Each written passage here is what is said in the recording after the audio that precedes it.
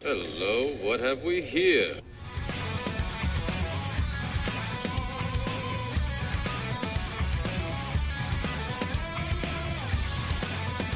Welcome to IDP Nation, the place for IDP and draft coverage. We are your hosts, Dan and Daryl. We have you covered from your LB1 year taxi squad. We are IDP Nation.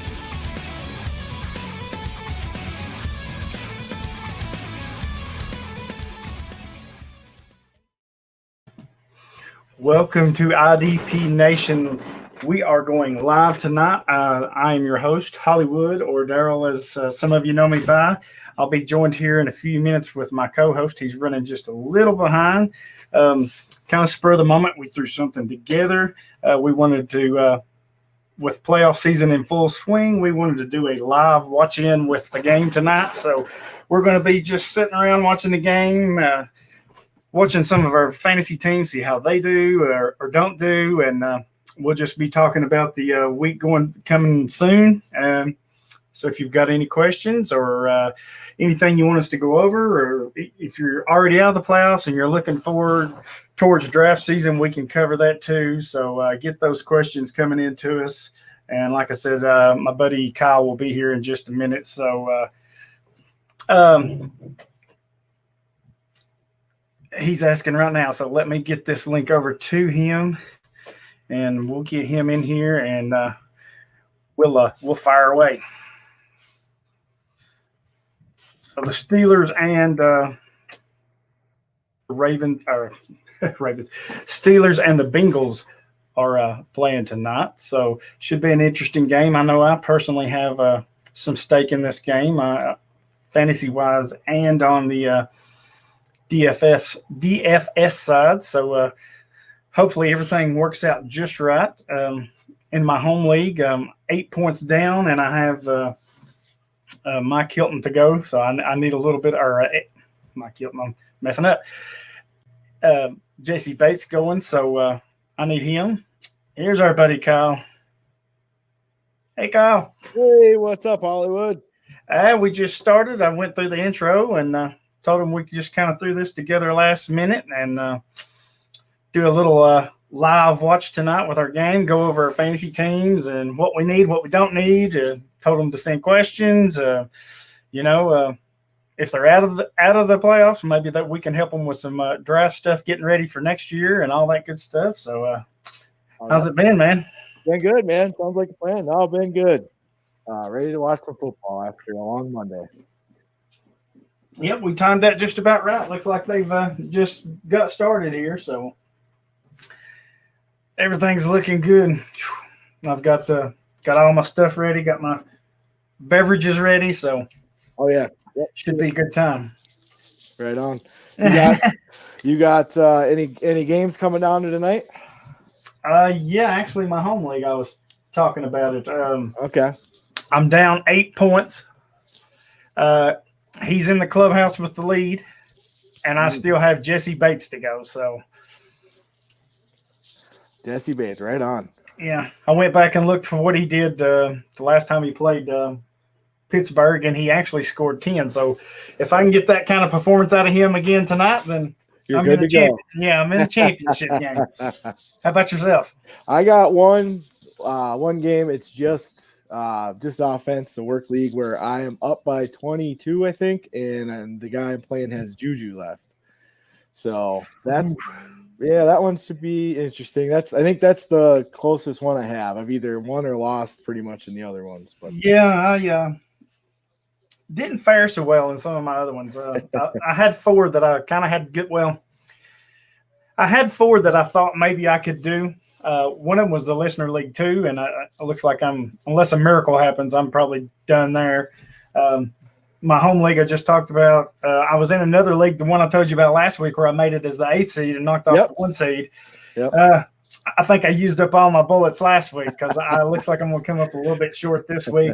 And, I had another one that I didn't really expect to do that well, but I got kind of hot down the stretch and got in. And I won last week, pulled off a big win, but it's not going so well this week. So that's the way it goes, man. It's crazy what can happen week to week. Yeah. Yep. So while we're watching the commercial here, did you hear the news that Kevin Green passed away today? I was over at my dad's house and we were talking about that. Man, that is sad. Yeah, for sure. He was so good too. Third all-time sack leader, 160, I want to say. Yeah, I think that's right. Yeah, I think I saw that number. Yeah. I saw one right up on it. Yeah, very sad, man. Oh, 58 years old. Oh. Yeah, too young. Too young. Yeah, that's definitely just sad news, man. Looks like we had somebody hurt. That's why we're kind of delayed with the game. You're probably going to be quite a bit ahead of me. My TV's always behind. Oh yeah, that's all right. It's all right. It's all right. Oh yes. So who you got tonight? Pittsburgh. I think they need a win. Yeah, they do. Yeah. Division games are always, you never know what's going to happen. But I would definitely put my money on Pittsburgh. Yeah, and they should handle the Bengals fairly easily, I would imagine. Right. Yeah. Especially with Ryan Finley at QB. I was just gonna say with Finley at quarterback, it definitely looks like a game they should win pretty handily. But you never know. I think I could use a few points out of TJ Watt in one of my leagues too, just to really make sure.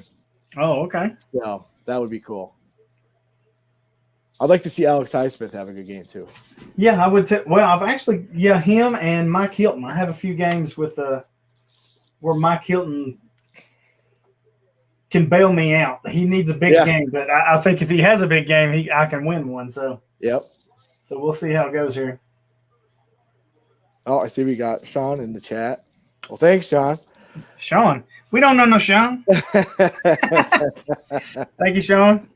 He says, congrats to Kyle for making the final 10 in the IDP Autism Speaks. Hollywood, thanks for playing.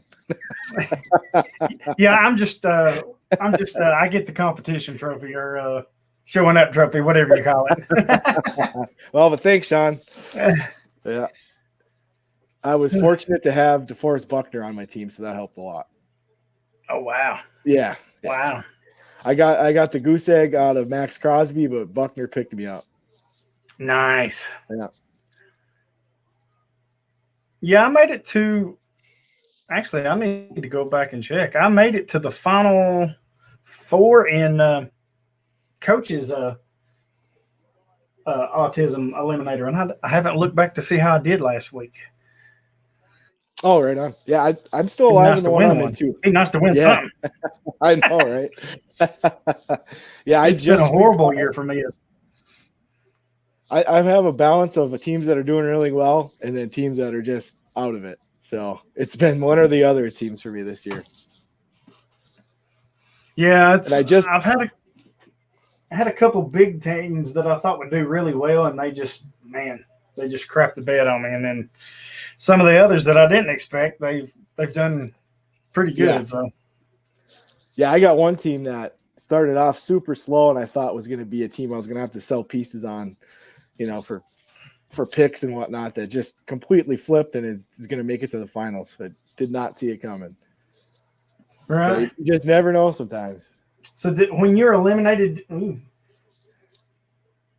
TJ Watt.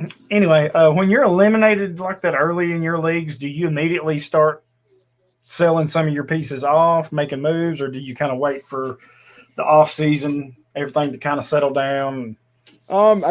If early on it looks like it's not going to be a good year and things aren't really going my way, I'll definitely start looking at selling some pieces that I don't think are long-term assets for my team, or maybe not the way I want to build it, and start looking for some potential deals. And once I'm ready to give a few looks on some deals to trade for some picks or whatnot, it seems like, all right, let's get this rolling. once you flip the switch, Yeah, I generally will make the move early on, and then kind of just look at who's got some nice rosters and who could use a few extra veteran pieces and try to get a few picks, or maybe a few young guys that are started off slow. You always try to stay ahead of the curve on them young guys if they start off a little slow and get them a little cheaper. How about you? Yeah, a lot of the same. Yeah. Once I kind of it depends on how bad my teams are. Yeah, exactly. Yeah. But once I know that I'm sort of pretty much out of it, then I really just kind of break down my roster and see, is there pieces that I need to move? Is there pieces that maybe will bring me a big haul? Because, playoff teams, the closer we get to the playoffs, some of those teams, they're trying to pick up any piece they can to stack their team up for a championship run right there. So I kind of look at it that way. I have one league that I was out very early. I think I lost the first 8 games, and I'm like, oh, this is horrible. So those kind of leagues, I start selling early. My borderline teams is the ones that gets me, where they're like either just on the edge of making it or they just made it in. I know they're not good enough to really win the championship, but man, it's hard to sell some of your pieces because if you're like me, I always think, man, if I just had that one more piece with this, Yep. It's hard to try not to compete when you think you're going to get in, or you have a good chance to get in. Yeah. Sometimes all I got to do is get in, but it is hard when you're a middling team to make the decision to get rid of a few pieces that are crucial. Yeah, it's I've got quite a few of those teams, so I have a bunch that's right in the middle, and I'm just most of the time I will hold unless it's an offer that just knocks my socks off, But most of the time I'll just kind of hold and wait and see how everything just kind of plays out for the rest of the season. Right. And then once the season's done, once the NFL starts the playoffs, that's kind of where I start looking at, what kind of moves do I need to make? Yeah. Our boy Sean's got all kinds of stuff for us. Says he went with the DeForest Buckner and Devin White in every league. So, those guys, that's unfortunate. They had big weeks. Yeah.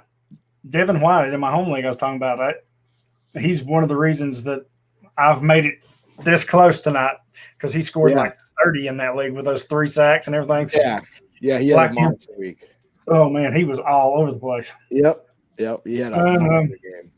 Sean has another one for us. He wants to know, is there anybody that we highly targeting for next year? You have anybody offhand? Yeah, actually he was a rookie this year, and I've been watching him kind of close. I'm looking at Troy Dye. I think he had 6 tackles last week. So, he was kind of hurt at the beginning of the year, kind of got swept under the rug, not a whole lot going on, and he's slowly been picking it up. So, I think my boy Jesse Bates just made a play. Nope, that's Jackson. Dang. No, I like Troy. I like Troy Dye a lot too coming out of the draft. Yeah, I liked his skill set. He could cover. He had awesome production while he was at Oregon. I like that idea for sure. I would say one rookie that I'm either holding or picking up if I can is Justin Strnad out of Denver. I was a big fan of his coming out of Wake Forest. I think he was making some nice waves when training camp or whatever version of training camp got rolling, and then he had that arm injury or hand injury or something that took him out for the year, and that was really unfortunate because I was hoping I'd get to see him on the field and he get to show his stuff. But he's a guy that I would, a deeper league guy, I guess that I'd be looking to get cheap. Right. Any veterans or anything like that you're looking at, or any players that we've kind of discussed? I know Foley Falaruns. He's a name that I've been looking for. Of course, I've picked him up in a lot of leagues, but once you start making roster cuts and moves, preparing for next year, that's where I start looking for a lot of these guys. So. Right. The guy I thought was going to have a big year, probably because of the homer in me, is Kenny Clark, and it just hasn't quite. Yeah. He's starting to play. He's starting to really, really make some noise. He's a guy, if I can, in like defensive tackle leagues, if I can get a decent price on him, he's a guy I look for. He's still so young, and they just paid him, and he's going to be there a while, anchor in the middle of that defense. So, of the defensive line. I thought he would do better than he's done this year as well. Too. I just, it's not been what I expected either. He's been a little banged up too, so it's just one of them, he just finished so strong last year. I thought he'd pick it right back up, but I still think there's hope there. Yeah, I agree. Yep. Yeah. Yeah, I like we were just saying, I don't really know what happened this year that he kind of fell off a little bit or whatever, but I expect him to pick it back up. I mean, I do too. Yep. He's definitely a veteran I'm looking at. He's still so young, and he's an important part of that defense. Everybody loves to hear me talk about him. I think they're missing Blake Martinez for one big reason. Oh my gosh, yes. Kirksey has not been. He's been okay, but he's been good. He's been all right. He's been okay. I mean, he's not even playing, in the 90% snap range anymore like he was. He's not. Every now his play's been kind of taking him off the field a little bit, and they've been going with the young guys a little more. Barnes been taking, yeah. Barnes played well this week, and what's his name there? Kamal Martin. Jeez, drew a blank. Kamal Martin. He flashes at times. He seems like he's fully healthy from his knee injury, and he really gets after it. He makes a few of them rookie mistakes here or there, getting a little over anxious, but you like to see him. He plays forward, and those young guys are starting to get on the field a little bit. But I do miss Blake. I always was a big Blake fan. Yeah. And boy, what a win-win from him. He goes from Green Bay to another great situation for him in New York. Yeah. He's just eating up tackles. Yeah. So what he does. Yeah, I think he's reliable. He's out there every game, every snap. Super reliable. So definitely miss Blake. Sean is just full of questions tonight. I love it. So he wants to know: is Darius Leonard still the top IDP draft pick? Ooh, that's a tough one. I think he is, but I think the gap that he had on everybody else is a lot closer. Yeah. I think this year, I don't know exactly what happened this year, but I think that gap closed up quite a bit. No, I totally agree with you. Yeah, if he was the pick, it's not as easy. Yeah, I mean, something we've talked about, and Sean's mentioning it here too. He thinks that Roquan might be the number one, but he's curious what we think. I think that's a conversation that I seen a few weeks ago. Somebody mentioned it, and the more I started really thinking about it, it's hard not to make that case for him. He's a definite LB1 now. I think he was before, but I think he's crept out of that 6 through 12 range. He's definitely top 5 now. Yeah. No, he's definitely vaulted himself up there for sure. It all depends how you want to start your draft too. Do you want to go linebacker? Obviously Leonard's a great pick. Roquan's a great pick. Or do you want to build your D line, early and get those cheek splitters, as Johnny would say? I see he jumped in the chat. Yeah, I was waiting. Our good buddy Johnny. Yeah, the tight backers are splitting butt cheeks like fire. It, Johnny. We may not have a show next week because we play each other this Sunday. I was just going to say that. It just kind of dawned on me. That would be something, right? So this will be 2 and done for us after this, maybe. Thanks, Johnny. Yeah. I just now remembered that when I saw that. I was like, oh, shoot. We play each other this week. We were just talking at work today. If Derrick Henry will get up to 2,000 yards, because what was he, 500 short going into the week or something like that? I think so. And he got 150 or something? 140? Oh, gosh, I don't remember. I can't remember. 141, 150, somewhere right there. 141, 151, something like that. So he needs like 350 more. And I said, well, we were like, I think he gets it. I said, hell, he might get it next week. It's our run defense. If not then, we may get it the final week because we got Texan. Oh, yeah. Okay. Yeah. We've already seen what he can do with them. So, yeah. So I guess the matchups are there. Yeah, the matchups are there. I think he would have definitely got it if they would have kept him in towards the end here. Right. Yeah. But the big picture, they're trying to make a playoff run, so I get rested and get some of the new guys in. I get all that. Yeah, that's what we said too. He would have added a nice chunk there if he would have been in there in the end. But that's definitely got to look down the road here. Right. Johnny says, have a good show. He checked in with us as he always does. Thanks, Johnny. But yeah, I think he's I think Henry has a good shot at it. Yeah, for sure. I mean, even Packers or Texans, whichever one. I can see it actually an equal split, maybe. Yeah, I think the Texans will be geared up against him a little bit because they do not want him getting that 2,000 on them. Yeah. But I couldn't think of a better team than maybe other than Sucksonville that I'd rather see that happen against. So that's great. Yep, for sure. I had a thought and I just lost it. Oh, what was I going to say? What were we talking about? We were talking about taking Darius Leonard or Roquan Smith. First. I think Leonard's where we were. Yeah, I think Leonard's still your top IDP. Probably depending on your league scoring. You got Aaron Donald right there. I know I was a big Danielle Hunter fan, still am. Unfortunately, the injury kind of got him. Yeah. I think those are still your top three. I do like Myles Garrett too. Yeah, I like Myles Garrett. I like him up there. I've been leaning more towards taking a defensive lineman first, but yeah, I think the position at linebacker is a lot deeper. Sure. Than it is at some of these other ones. So it kind of pushes those guys up a little bit. Right. So. Right. I mean, if you look at the guys you got off the waiver wire this year, like Tyrell Adams or, Alex Singleton and stuff like that, you can find some gems if you need them.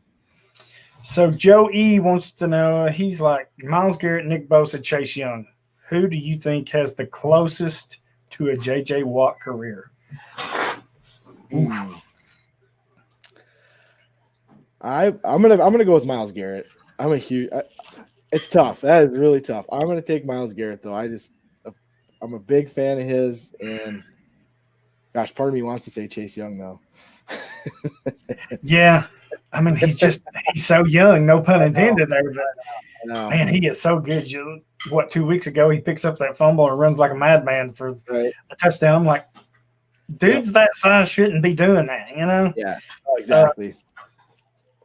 Man, I don't know that Nick Bosa ain't in that conversation. That's true. No, he's kind of forgotten about because of the injury this year. Right. You think back what he did last year, man, he was a beast. Right. No, exactly. The early injury kind of makes you forget how good he really was. I mean, we still remember he's good, but how good he really was last year. J.J. Watt, career-wise.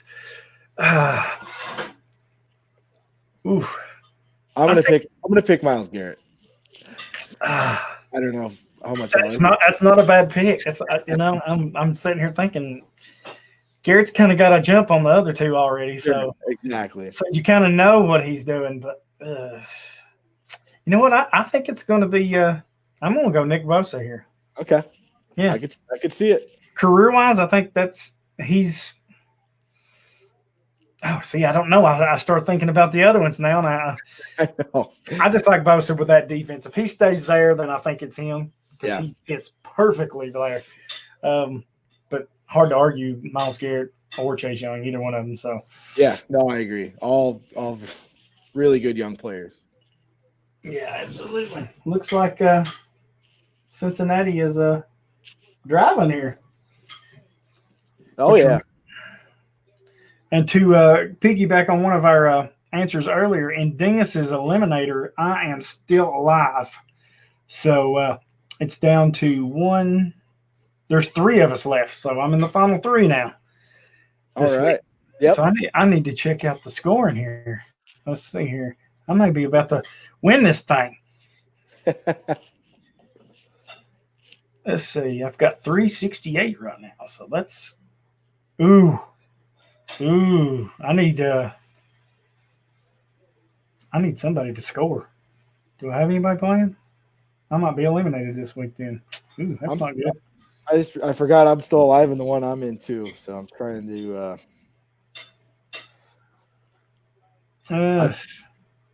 looks like I'm in third, so I may be the one that gets eliminated this week. So that's tough. Yeah. It's tough. It's tough to make it that far too. But actually, I have never done good in eliminators for whatever reason. I always stink it up. It's tough. But this year I'd actually done pretty good, so I was surprised that I made it this long. So Yeah, to make it this far, you definitely did something right on your draft. It's tough too because you can't make any moves if you get hit with injuries. very true, and it's a Christmas miracle we just saw as the Bungles are up 3-0 on Pittsburgh. Wow. Yeah. Okay. Yeah, to me, I just see the sack on Finley, so they must have kicked the field goal right after. Yeah. That was a little Highsmith TJ Watt action, right? Yeah. Her buddy Sean says he likes Chase Young, so So, like I said, I think you can make the case for any of those three. Yeah. No, they're all great picks. Good young players that have shown that they're here to make some noise. Yep. Did you play any DFS this week? I did not, but I forgot to put a lineup in. Usually I put one in, but I went and made a pretty good size parlay bet. I mean, size wise as 11 picks, just all money line, and I would have hit it except for the Jets upset the Rams. Oh man! Oh, so that was a bummer. Rough. Yeah, there was 11 picks. I got 10 of them right. In your defense, I don't think nobody saw that thing coming. And I was debating on hedging my bet and just putting a little something on that game on the Jets just to hedge my bet, and I didn't. Oh, I bet you wish you had them now. Yep, talked myself out of it. I hate that. That. Well, that was a bummer, but hey, it's the way it goes. But how would you like to be a Jets fan right now? Oh my goodness, you've had a crap season. The only silver lining you had was maybe Trevor Lawrence, and now you've lost that with the win. Oh man, because right now Jacksonville has it tie record, and then you go to strength of schedule, and they beat them there. So if they both lose out, then they're the number 2 pick. Which if they both end the year with one win, then Jacksonville has it. They said it's set. It is. That's crazy. I mean, do they look at Justin Fields at number 2? Gosh, I don't know. What do they do? Do they try to make it work with Sam Darnold, or do they move on? Do they try to get something for him? They need so much help everywhere. I don't. That's right. You hear the argument like, are they ready to draft another quarterback, or what do they do? Do they trade that pick for more assets for somebody looking to move up? And it's going to be a lot of speculating leading up to the draft on what they're going to do. Yeah, surely they. Well, I say surely, but I almost imagine they'd have to trade that pick now. They might not have thought about it at 1, but now that they're at 2, yeah. Depending on how you feel on some of these guys behind them. Right. Yep. Yeah, their board just got a lot different. Good point, Sean. How bad do the Rams players feel? Right. I imagine they feel pretty bad. Yeah. That's something you don't really hear a lot about. You always hear about these teams going winless and how bad they feel, but when you play a team that's lost double-digit games right in a row and still haven't won, you got to think the team that they finally beat, they're like, oh no. It's true. Right. Yeah, you don't really think about it. Yeah, I really just, they say it was the ultimate trap game, and it was. But I just didn't see it happening. And it got me. Yeah, that was something else. I was just like, oh. I kept waiting for him to come back, and I was like, okay, here they come. They're getting it together, and it just, man. They made a run at the end. I was just tracking it on my phone because by the time it was getting towards the end of that game, I knew that was the make or break game on my bet. And they made a run there at the end, but then just came up short. Couldn't stop on that last drive. So did you have any DFS lineups? Yes, I did. Any hits? Put in nothing big. Made some smaller ones. Got a couple for tonight. So, of course, Pittsburgh is letting me down at the moment. That's not good. So we'll see how that goes. Did a couple player prop bets. So. Oh, nice. So that'll be cool. Yeah, for sure. Maybe I can. Maybe things will turn and I'll hit them all at once here. So. Yeah. Right. Yeah. So we'll see how it goes. Yep. It's early. Once the Pittsburgh offense gets heated up here, they should Surely they will. They should get heated up soon here. They need to do something because I need Jesse Bates to make some plays here. Right, they got to get Jesse. You got to get Jesse Bates' way so he can get some points for you. That's exactly right. Quit messing around here and get after it. That's what I'm talking about. Did you see Stephon Gilmore is out for the year? Oh no, I did not. I believe I saw that right. Yeah, Stephon Gilmore with the quad will undergo season-ending surgery. Oh wow. Yeah, I happened to see that when I was leaving work. Yeah, I've been busy today, so I hadn't got to see a whole lot of it. But yeah, that was a big injury news that came across. That's a loss to that defense. Holy smokes! Yeah, so now will be a good time while we're talking about DFS to talk about one of our sponsors, Action 24/7, and it's just for people that live in Tennessee. Sorry if you don't live here, but it's a local owned company. It's for Tennesseans, by Tennesseans. They're running their 12 days of Christmas promos every day until Christmas. They're doing some kind of promo giveaway or something. They've been giving away Titans tickets the last few weeks. All this good stuff. They're giving away bonuses on your or match bonuses when you make a deposit. You can go right now and you can make your deposit and use the promo code Hollywood 100, and they'll match your deposit up to, I think it's $100 or maybe 150. I can't remember right off. Really clean, easy to use site.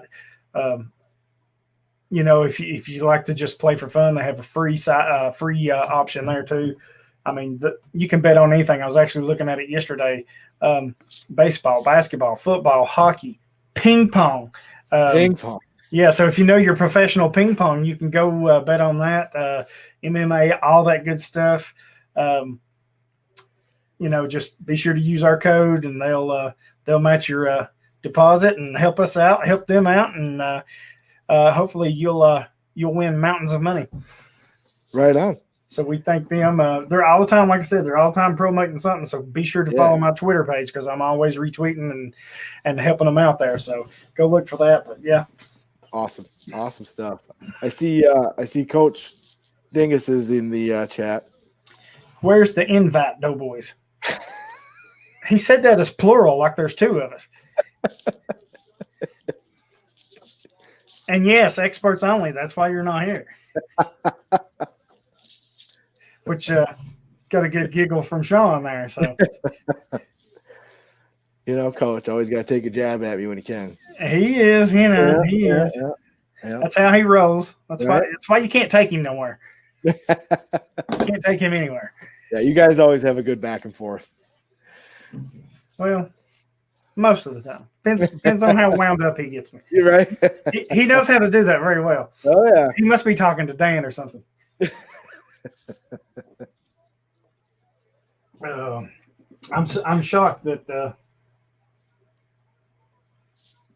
Pittsburgh is trailing here. I know. They can't get it going. Man, Cincinnati's rolling again. Oh boy. Oh. This is just not going to be good today. Not how I expected it to start. Yeah, he's they're going for broke. Looks like they're just letting it rip, ain't they? Yeah, for sure. Yep, that's what you got to do. Who did you say you had tonight? TJ I'm going up. I had TJ Watt in the league. I got a pretty decent lead, but I a few points. The guy I was playing had a few people left, but I was sitting pretty good. But I could use a few out of TJ Watt. And but then I'm going up against Juju up like 22 in a game. So that one could be close once the Steelers get rolling here. Oh, you had Mike Hilton and somebody in the league too? Jesse Bates. Jesse Bates, yep. That's right. Yeah. I need Jesse Bates to win in my home league. So they're going to have to get going here. I don't know if you see Coach poking the bear in the I see.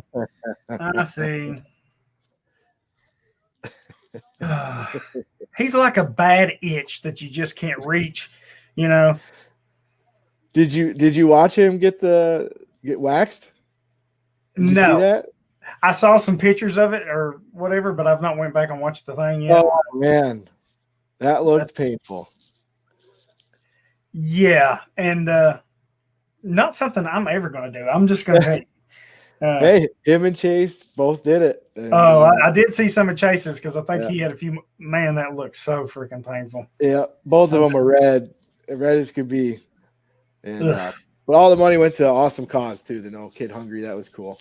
Raised a lot of money, and they got to suffer some pain. Yeah, on that front, it's a win-win Absolutely. because they're helping a good cause, and at Great, the same yeah. time, they're screaming like little girls. So I would have been too though. oh yeah, I would have been too. So, but with that said, yeah, not something I'm going to do anytime soon. No, I'll pick some other kind of punishment. That's just not going to happen. Yeah. Sean must have watched it because he said it was hilarious. So It was. Oh yeah. Yeah. what I want to know is which one of them screamed more. Was it Chase or was it Coach? They were, I think the initial pull was what got him right away. Probably both of them let out a good yelp right away. Which Yelp. so. That's great. Oh yeah, Sean. Yeah, Chase was watching it happen to Coach. So Ghost White. Oh, that's great. That is great. Good to see those guys doing something for charity. Yes, that was awesome. Selfless people help in a selfless time of year. Great to see that. Yeah, both of those are good dudes. Yep. So even though Coach likes to poke at us, we'll give him the props on that. Yep, definitely. You know, he's hollering about a link, and I sent him the link to join us here about 5 minutes ago, and I've not seen hide nor hair of him. Well, of course, you're not going to see hair. He done waxed it all off. So, yeah, he can show off his nice smooth chest that he has now. Yeah, I don't need to see that.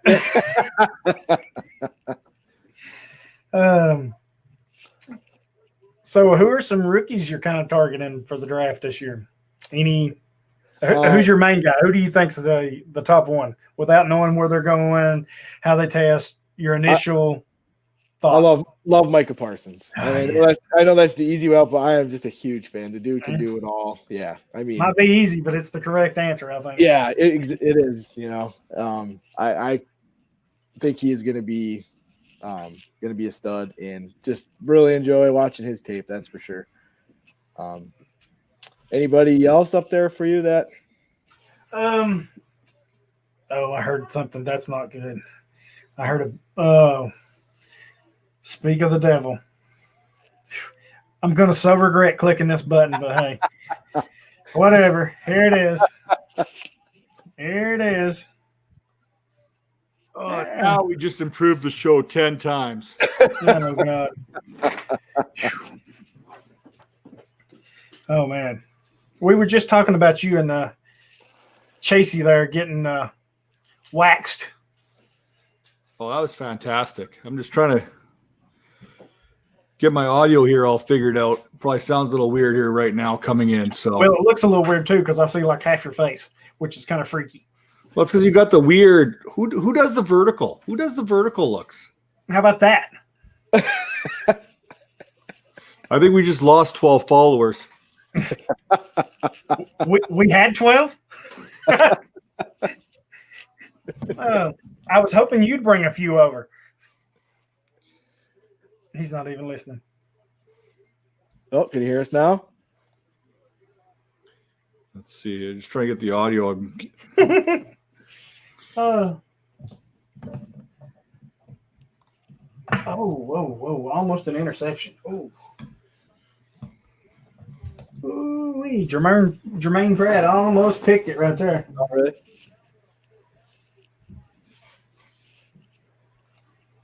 Oh, that was a horrible throw. That should have been a pick six. Oh, I'm just getting to it. Pratt dropped it? Ooh, yeah, it went right through his hands. Oh, man. Oh. He's had go ahead. No, go ahead. I was going to say, he's had quite the up and down year. Who, Pratt? Yeah. Yeah, he has. I think their two rookies are going to be really good next year, Wilson and Akeem Davis-Gaither. Yeah. Wilson's a little banged up right now, right? Yeah, I think so. Yeah, he was. I know you were really high on him. I still am. I just think he needs the opportunity. And yeah. with Davis-Gaither, I think those two are going to be there for a long time playing good. Really athletic linebackers, too. You know, they kind of fit the mold today, guys that are rangy linebackers that can cover. And Sean Williams just disappeared off the face of the earth, didn't he? I mean, you knew his role was probably going to take a hit, but I didn't expect it to just completely, go away.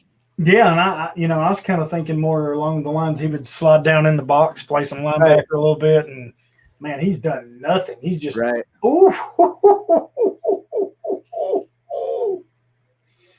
Oh, I don't know if you saw that, but wait till you see this hit. Yeah, I'm a full play behind you here. Okay. That's nasty. Oh. Yeah, I do agree with you though. Davis-Gaither and Wilson are nice long-term pieces. Sean says 10 times 0 is still 0, so. See, I brought brought Matt on, and he's absolutely brought nothing to this podcast. Well, that's what I do here. I just bring the good looks and charm. That's all I do.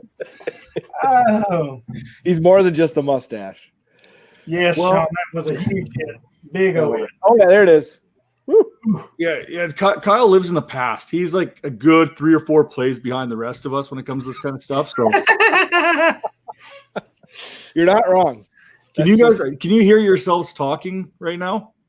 No. Okay, are you getting an echo on your end? No. Okay, because I can't get my headphones to go up. So it's going off my speakers on my computer. So I wasn't sure if my mic was picking you guys up talking and then putting it back out there. I don't hear it, no. No, I don't hear it either. Eye candy. He's got to be talking about you, Coach. Oh, yeah. Like, give the people what they want. Oh, my God. No. Oh, no. Well, it's not red anymore. It's not as angry. It's not, but look at Bruising. What the?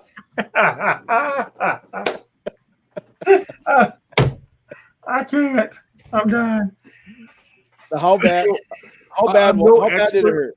Everyone I've talked to has says that bruising's not supposed to happen. I'm just going to ask you if that's normal. No, apparently not. We've got our chat room. I've kind of thrown that out there a couple times. And apparently sandpaper is not what you use to exfoliate with. I would have thought a Brillo pad would have been better. A who? A Brillo pad. A wire Brillo pad. Oh, no. Someone told me to use something coarse. So I was like, I got some fine sandpaper that I use for the kids' Pine Derby cars. It's coarse, but not like 10th grade kind of stuff.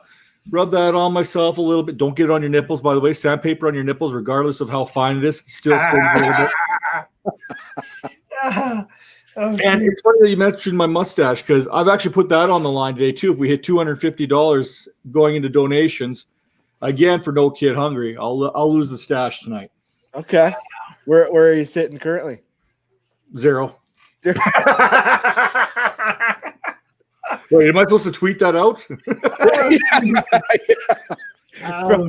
Probably send that one out. Sean says that's smooth. So again, you're smooth popular tonight.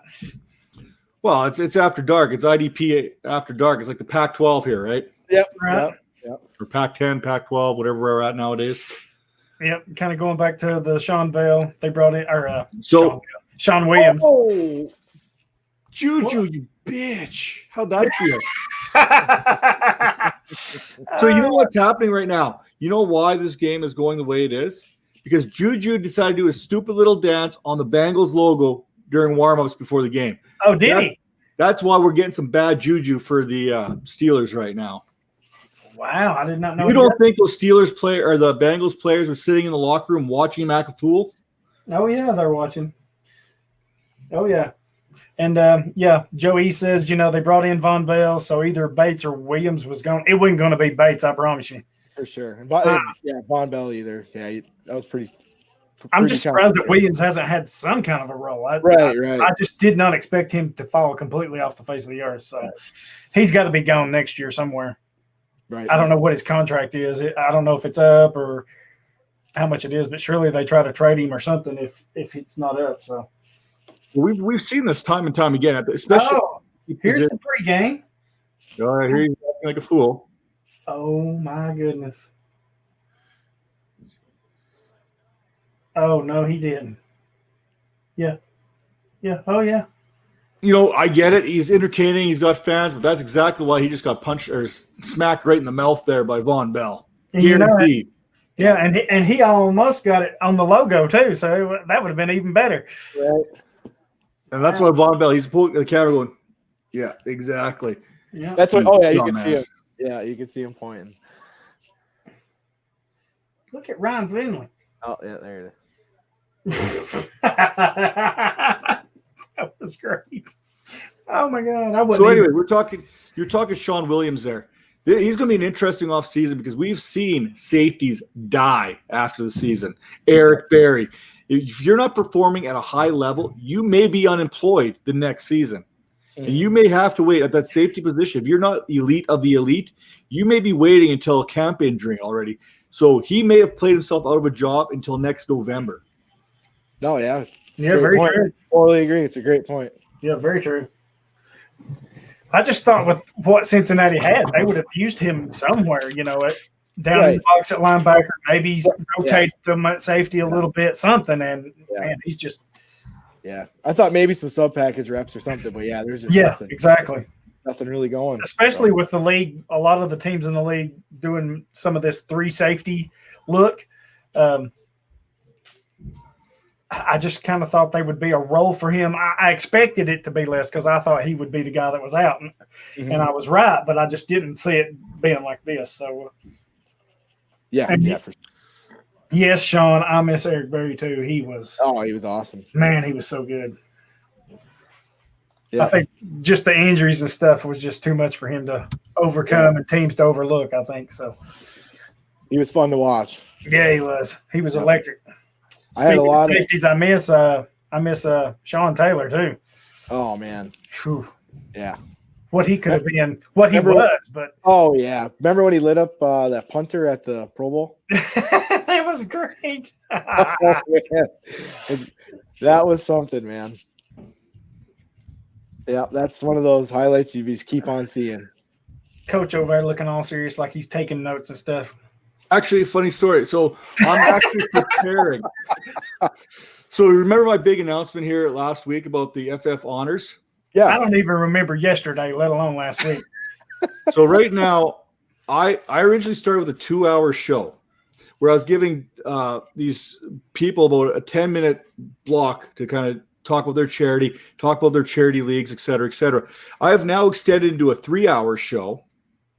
And right now I've got Jack Humphrey from Kickers Matters, the Warrior Bull guys, Shane Folio, he's in there, FF German, Peter Gent, K Fantasy Sports, and then I got our boys there, Michael Hoff and Anthony Serrano from FF Face Off. They're coming. John Bosch with his Eliminators is coming on to talk. The BFTG boys there, George and Jason coming in. 2 IDP guys, Nathan and Dan, coming in to talk IDP Invitational. That Kyle Bell is absolutely killing it in right now. Yeah, he is. Yeah, he is.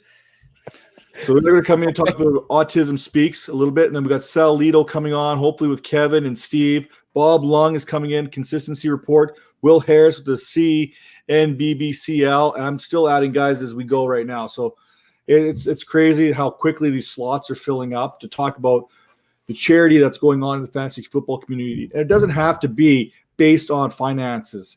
You don't have to be a good person and get money. It could just be a good person to bounce off. Fantasy Football Moose's mental health awareness that he puts out there is absolutely fantastic. Like, there's so many things going on in the community that need to be addressed in a positive manner. And that's kind of what I'm working on right now. Awesome. That's going to be awesome. Coach. Good stuff. That's a great thing you're putting together, Coach. When you do shit like that, it makes me hard to hate you and pick at you. I am like, you're such an ass like that. Well, I'm basically, I I kind of got selfish. I'm like Two-Face in the Batman comics. One man's I'm like Harvey Dent, and the other I'm like Two-Face. You know what I'm saying? I love it. I love it.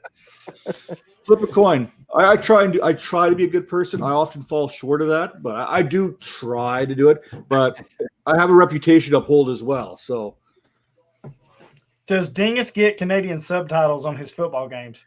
Does it say 4.5 meter gain instead of 5 yards? That's great. That's great. You know what? All y'all are Sean.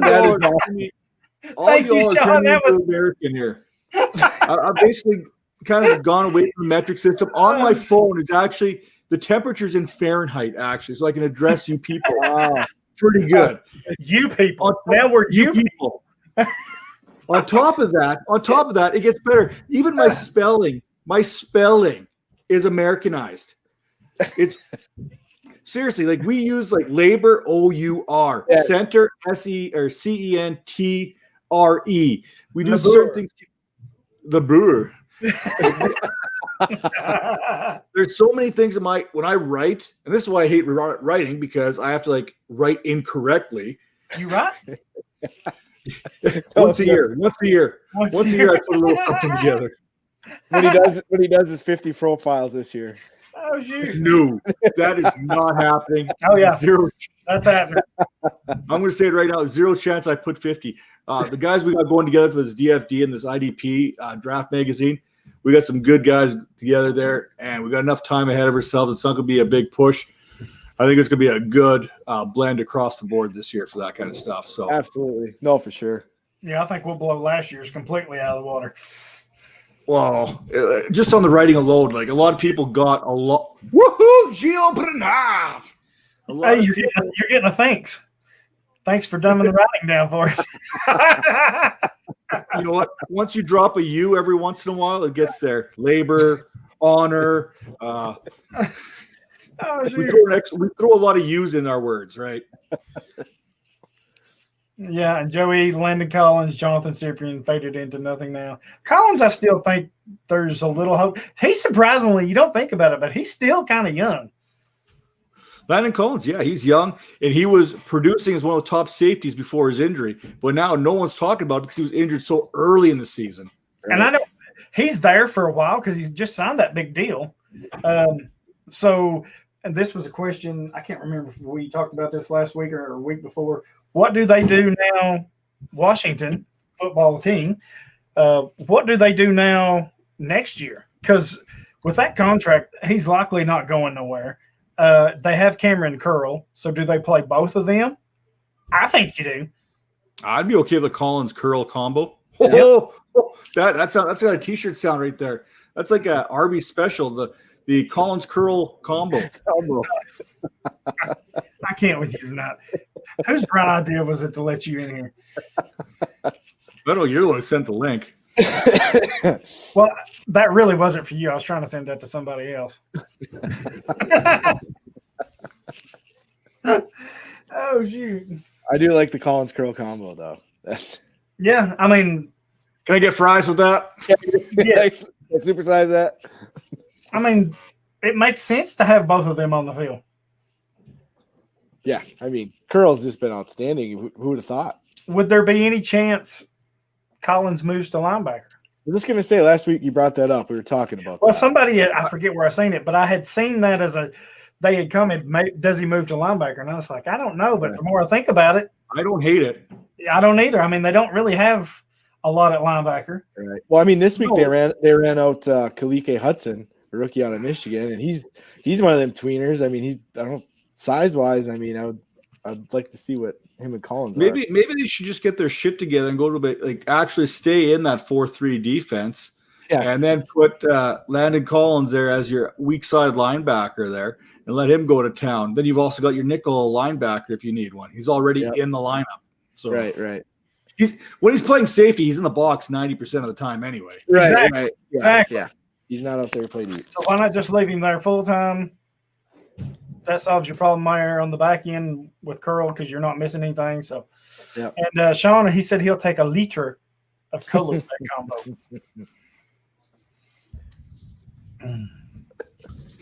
Oh. So whenever I think of that, I think of Super Troopers. Yeah, I was just saying. Do we have Which Leader is Cola? funny because I actually made the comment about shenanigans. Yes, someone I was fixing to say. Look at a liter of cola. A liter of cola. Oh, that's so good. Oh, Yeah, that's a classic movie there. wow. I'm not believing this. 10-0. There is something going on. Yeah. Will this be 3 in a row for Pittsburgh if they lose? Yeah, they need to pick it up here. I am not. I don't. I hope they lose. I think it's gonna be fantastic. Well, I do too, but jeez, I expected more than this. Of course, they can thank Juju for all this mess. That's his fault. Oh, Jesse Bates has 0. I cannot handle this. I need something. He's got to get rolling for you. Well, Big Ben needs to pull his head out of his rear end and get going here. Can't have punt and fumble again.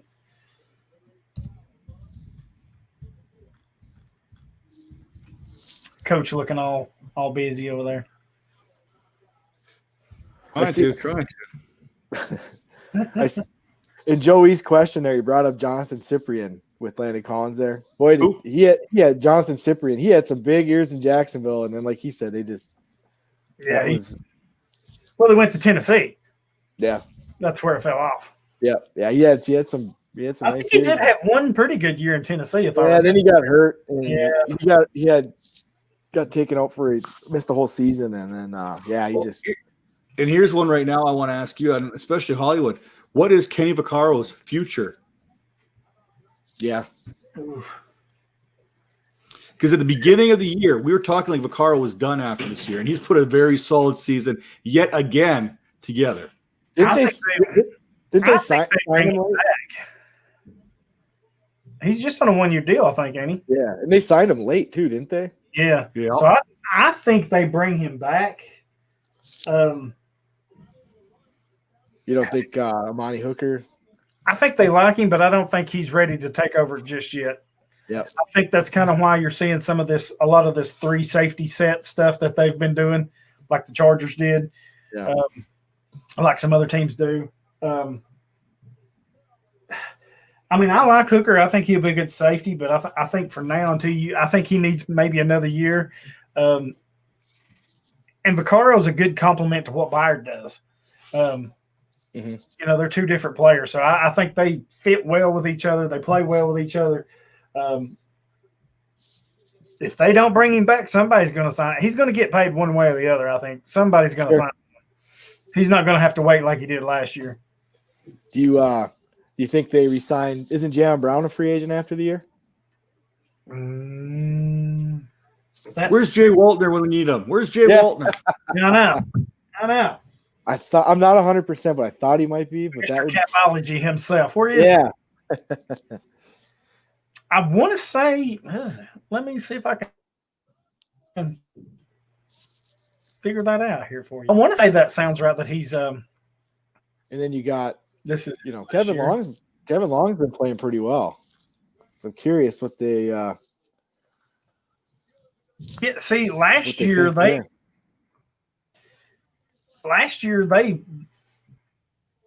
thought a lot of him, and it just didn't pan out. Yeah. We had a nice game to see. Yeah. Wow. Did they seriously give him the first down on that? I was just going to ask you guys are probably ahead. I just watched them get stuffed. He was stuffed. And that was 4th down, unless they just went for it on 4th down. That was 4th and 1, it said. Jesse Bates, I love you. Take that. I'm telling you, they pissed them off. Juju pissed the Bengals off. You don't be doing that. You're having fun. We need to showcase a young talent like that. But you got to know, if you're going to act a fool, someone's going to punch you in the mouth. Yeah, they did give him. Oh, yeah. it all goes back to remember when T.O. went and stood on the star at Dallas, and who was that? Was that Woodson that cleared him out? Oh my gosh, man. He was standing there like this with his arms out, and they took off running after him. And yes, Kyle, to answer your question, Jayon Brown is a free agent. Okay. I think Jayon Brown's a heck of a player. I think they got to bring him back. Fantastic in coverage. Yeah, I don't think Evans has been everything that they thought he would be this year, but I think he'll get there. David Long's played pretty well in his absence for Brown. Yeah. I think they bring him back. They probably bring him back over Vaccaro now as far as a priority list. For me, I think you got to bring them both back. You really do, because they're two of your better defenders. I couldn't imagine our secondary without Vaccaro, especially with all the trouble we've had at corner and stuff like that. I think Desmond King will be another one they bring back. He's played really well since they traded for him.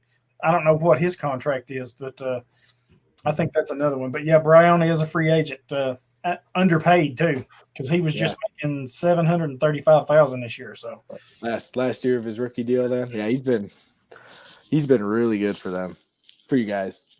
Yeah, and I'm looking at Vaccaro now to say, go ahead. I got to tell you, though, I know you're not a Tannehill fan, but he sure carried me in a couple leagues this week. You shut your dirty mouth. He was the best quarterback this week, not named Jalen Hurts. Unbelievable.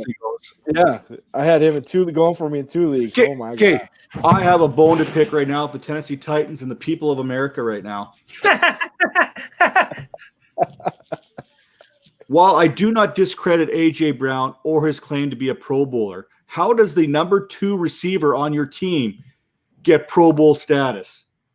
Where is Corey Davis's love, who leads the Titans in every statistical category amongst receivers? Yep. What kind of bullshit we got going on, America? Come on. Well, we all know the Pro Bowl's a crock anyway, so. It is, but you're the number 2. You can line the stats up together.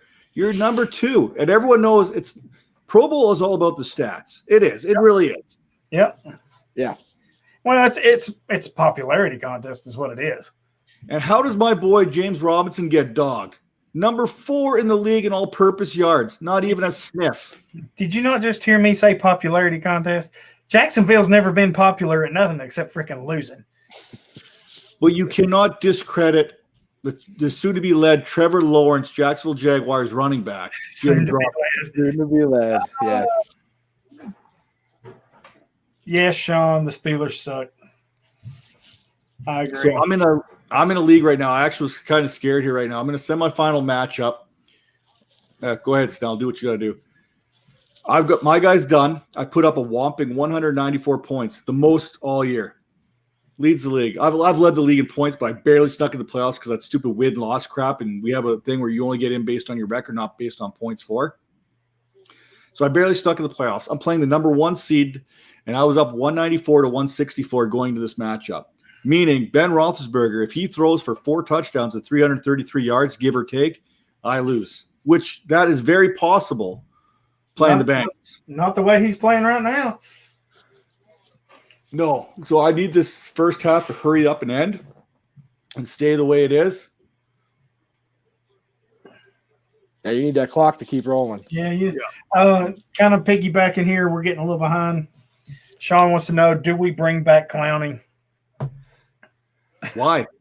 What did he do? My point exactly. You're paying, didn't you give him like a big-ass contract for a 1-year deal and he's done shit? We've did, but it was compounded even worse because the first thing that you go and do is you go sign Vic Beasley and hand him $10 million or $9 million, whatever it was. You know, Clowney's one thing, but you just compounded that when you sign Beasley and he does nothing. You cut him, which you shouldn't even sign that freaking bum to begin with. You were not happy with that. Oh, no, I was pissed off about that. Yeah. I don't get pissed off about a lot of stuff such as that because, you know, I'm not an owner. I'm not a manager or a coach or anything like that. But, man, that was just ugh. And I heard too many bad things about him before we even signed him, and I was like, ugh, we don't need to do this. Yeah, it was bad vibes the whole time. Everything you were hearing on the radio, it was horrible. Radio talk, yeah, it was horrible. Even some of the stuff that where we were going to Atlanta and talking to some of them, there was a lot of bad stuff coming from there too about him. And I get it. Everybody's due a second chance, but man, not at that rate. And then you bring him back Clowney. I get it. Clowney's not a pass rusher though. I think people get that mixed up. He's not a pass rusher. He's a hell of a run stopper though. I'm going to put two comparable players side by side. Okay. The first has played 8 games, has 19 combined tackles, 0 sacks, 0 forced fumble, or 1 forced fumble, no fumbles recovered, and is getting paid a shit ton of money and only 6 quarterback hits. The other is making 0, has 0 tackles, 0 sacks, which is tied with Giovanni Clowney, by the way. Which player would you rather have? The one making a lot of money, the guy you're not paying anything to? Because the 2 players I'm talking about are me and Clowney. Clowney has 19 more combined tackles than me, 6 more QB hits, and we're tied for sacks. I can't. Since I know you, I'm not signing either one of you. What I'm saying is, I could play for league minimum. You can put me on the taxi squad, and I'd keep my mouth shut. I'd do my job. I'd get my ass handed to me every single day. But for 30, dude, you see what I do for nothing? For $1,400, I wax my chest. What do you think I'll do for $300,000? Seriously. I'm afraid to ask. Yeah, right? Oh, shoot. Oh, my goodness. You guys probably already saw the interception. Yeah, we saw it about 10 minutes ago. Joe E says, we don't acknowledge Corey Davis. Who was that? What? There was an interception? Yeah. He kind of missed the guy right in the middle of the field there that he threw it to. Yeah. Oh, 21. It's Well, you'll see it here because there's no one else you could have possibly thrown to other than the Bengals guy there. Look, Alexander. McKinsey Alexander. Yep. Literally nobody there but him. Oh, this helps no one. Yeah, it does. The more turnovers Ben has, the better for me. That's true. Coach I'm talking about Alexander. Oh, my God. I can't. Actually, it kind of helps a lot more if you got guys like Bates, and it's going to help because the Bengals score again. This turns them into more of a passing team, and they're going to sit back there. There's going to be more picks to come, especially if Ben's throwing the ball. Yeah, Bates has a tackle and a pass deflection, so now I'm down 6. I need 6 freaking points. Come on. Whoop. If you're not enjoying this right now, you know what? I would have been all for the Steelers if it wasn't for that stupid ass dancing on the logo. I'll go back a little further. I'm glad to see that this is happening to them because this is what they get for all their bitching and whining and moaning and complaining when we got hit with the COVID stuff and the game got canceled and they started their crap. Eric Ebron being one. I'm so glad he got his ass lit up there a minute ago. So, yeah. Karma is a thing. I don't know if y'all believe in that stuff, but karma is a thing, and it will bite you in the ass. Wow. I know. I'm a genius. They are just moving the ball, too. Yeah, they're doing pretty much whatever they want to. Just imagine if I had Joe Mixon. Yeah. Is he coming back anytime soon? I don't know. Do you know, Coach? He won't be back this year. Yeah, I think so.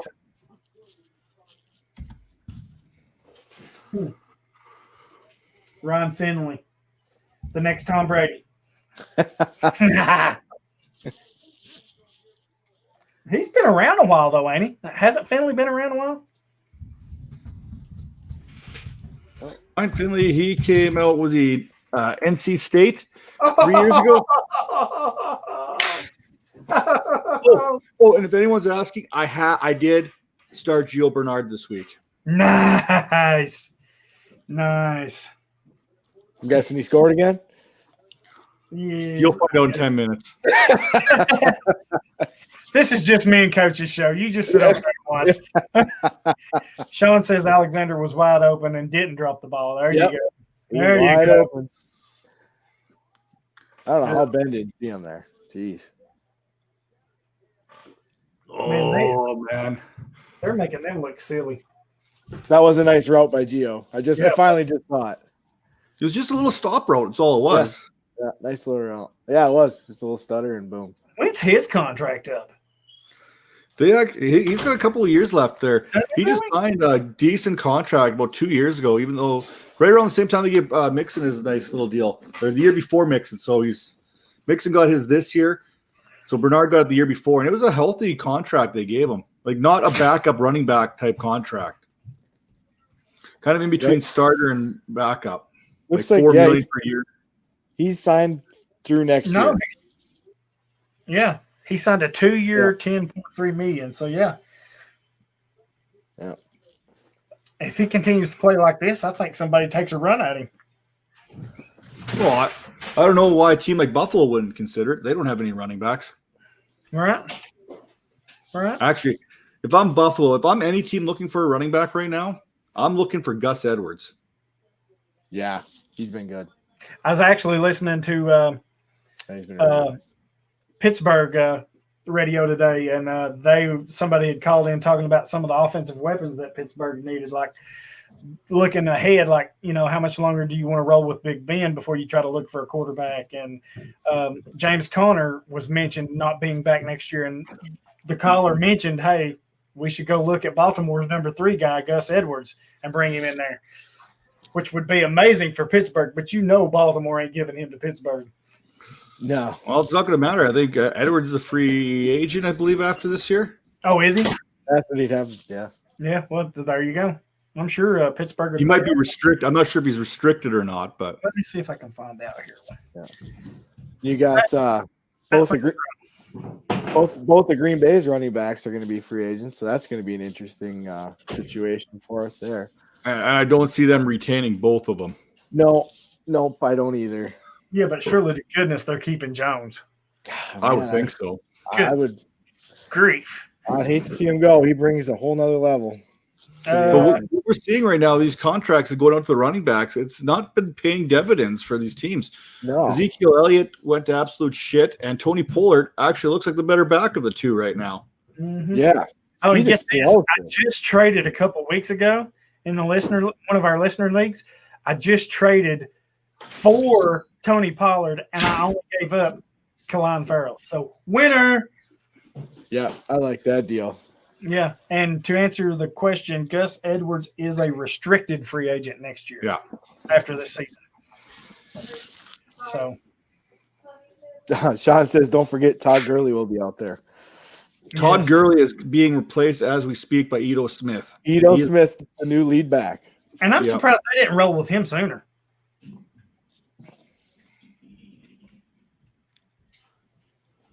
Yeah, Gurley just man. So, Coach, I forget who it was, but we were asked a question earlier before we got on, before you were trying to poke the bear and all that good shit. Is there anybody that you are, which come from Sean here, anybody that you are highly targeting for next year? I kind of mentioned Troy Dye. The rookie, I forget who'd you mention, Kyle? But yeah, we're on the same lines. I mentioned Justin Strnad Justin Strnad. Is there anybody that you're kind of, and it doesn't necessarily have to be a rookie, just somebody that you're kind of targeting that nobody else is, or? Well, we could go to the Danielle Hunter well here because everyone's forgotten about him. Yep. Not I. I like that call. But what I'm saying is here, Landon Collins is another guy to target. Guys who are injured early in the season that people kind of forgot, especially if you're in one of those leagues with no trade deadlines. Why not throw one out there for an injured player? Kind of give him the old little, well, he hasn't played all year. He's been injured. He's kind of an injury risk. You play that whole card. But I'll tell you what, I'll give you a 3rd-round pick for Danielle Hunter or whatever it takes. Kind of a lot of the guys that are injured early in the season are guys I'm targeting. Like you said, Justin Strnad, there's a guy you're targeting who suffered. He looked good. Then he suffered his injury again. So he's another one of those injury targets you're looking after. Devin Bush is a guy, another injury guy to take a look at that people have forgotten about. What about Derwin James? Derwin James, man. I love me some Derwin James. I wish I loved me some Derwin James the way I once loved him. We were in a good marriage there for a little while, and then he just stopped coming around. Yeah, and he hasn't really been around for 2 years. He's kind of. We talk about. I know Hollywood. We talked about it. The dependability of Jonathan Abrams and what he's done. And as good of a player as he is, we've seen him in and out of the lineup 3 different times this year already for the Raiders. I love myself some Abrams, but I can't trust him being in my lineup.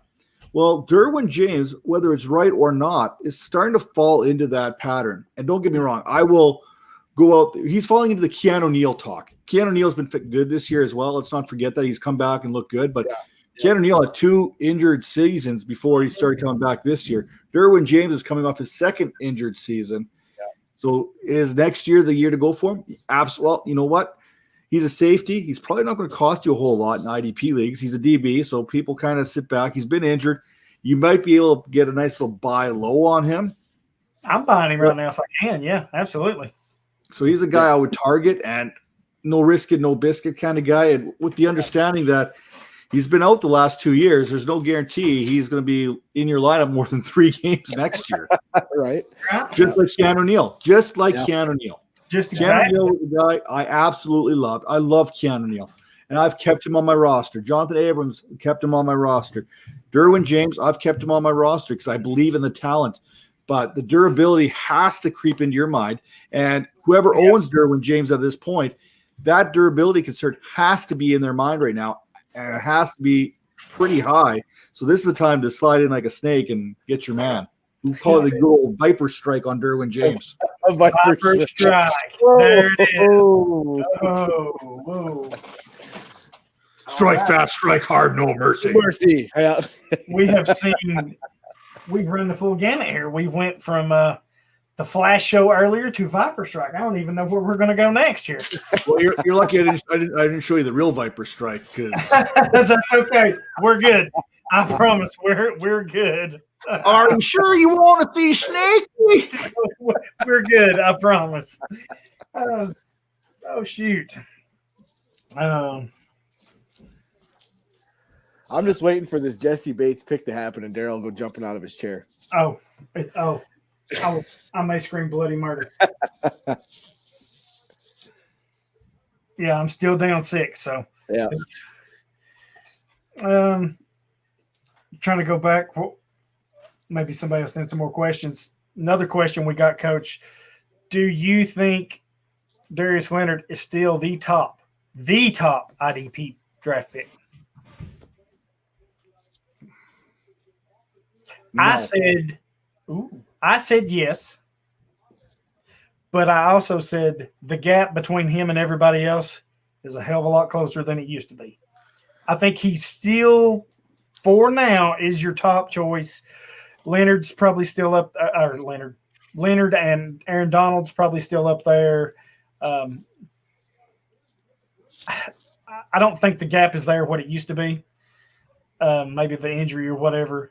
I still think he's the guy, but I think getting players like Buckner, the more talent you get around him, the less he has to do. So I kind of think, yes, he's still player-wise, yes. Fantasy-wise, no. I think it's kind of because they're putting so much around him. The offense is a little better. I kind of see that fantasy drop-off there. And then the second part, because it was from our buddy Sean here, he thinks it's Roquan Smith, and that's something I mentioned a few weeks ago. I'm not hating that. I mean, you look at the numbers, the case is to be made there. I don't know that Roquan's number 1 right now, but I think he's definitely in the top 5 easily. So here I'm going to go. I think you can – I'm not going to disagree with anyone who has Leonard as their number 1. Leonard is a fantastic player, and I think the gap between him and Roquan is incredibly close. I think Roquan could easily pass Leonard, and I love myself some Roquan. But here's the thing.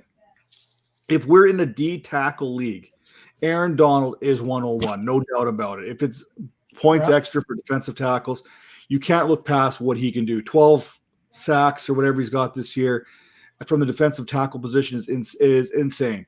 Now, typically when I'm looking at this, I'm looking at that positional drop off where I believe that the linebacker position is deeper throughout. You can literally get an Alex Singleton and you're not going to lose much fantasy production wise compared to a Darius Leonard. You're not. Exactly. But where I'm going on, I'm probably going to go Danielle Hunter or Myles Garrett. Yes. You could throw in Joey Bosa, Nick Bosa. These are all guys I would probably take before Darius Leonard because of the edge drop off, the defensive end drop off. And that is a real drop off. Yeah, once you get outside the top 8, there's a huge drop.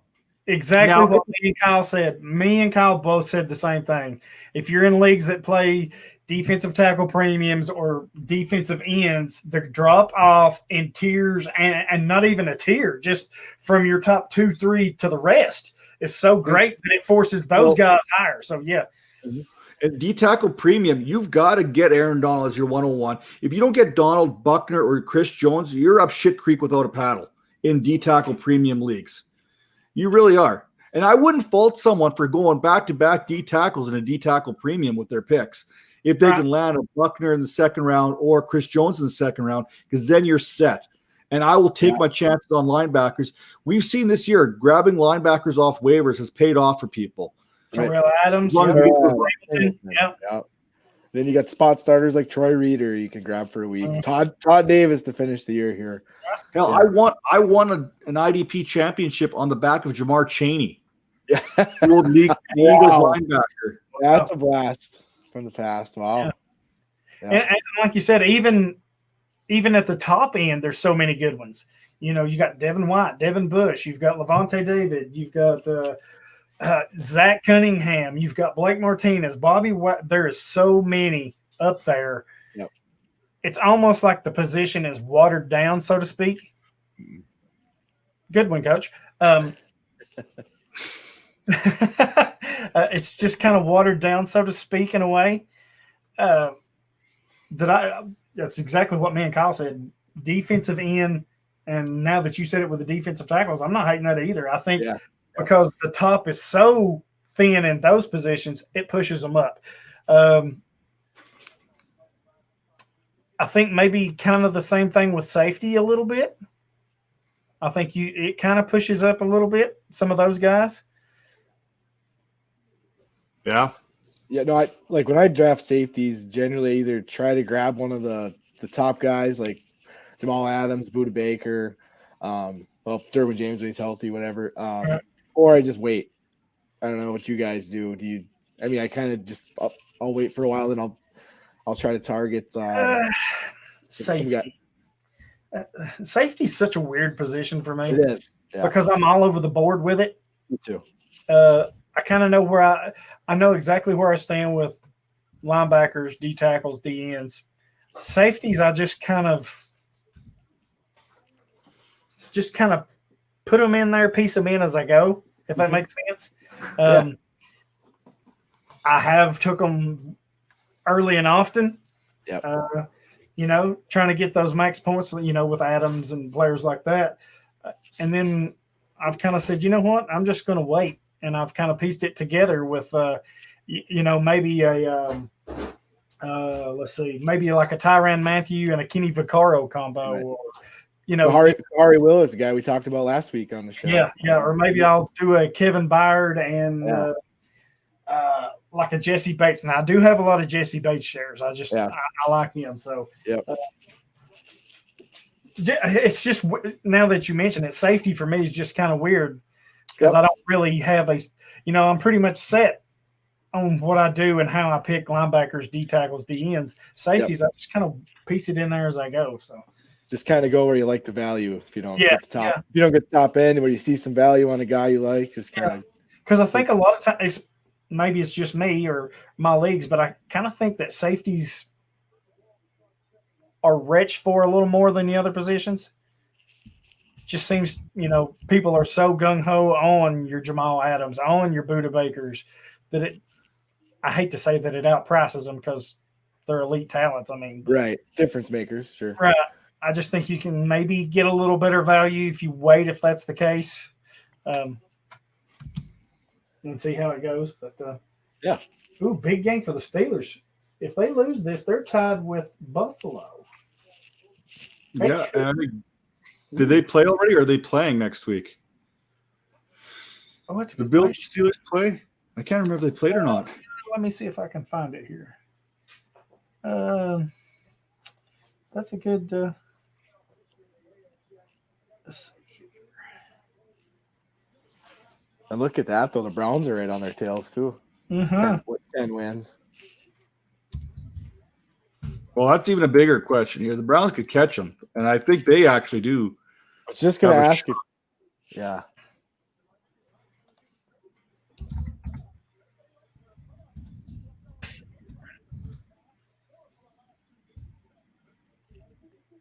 Computer's wanting to be slow here. Let's see. We're talking Pittsburgh.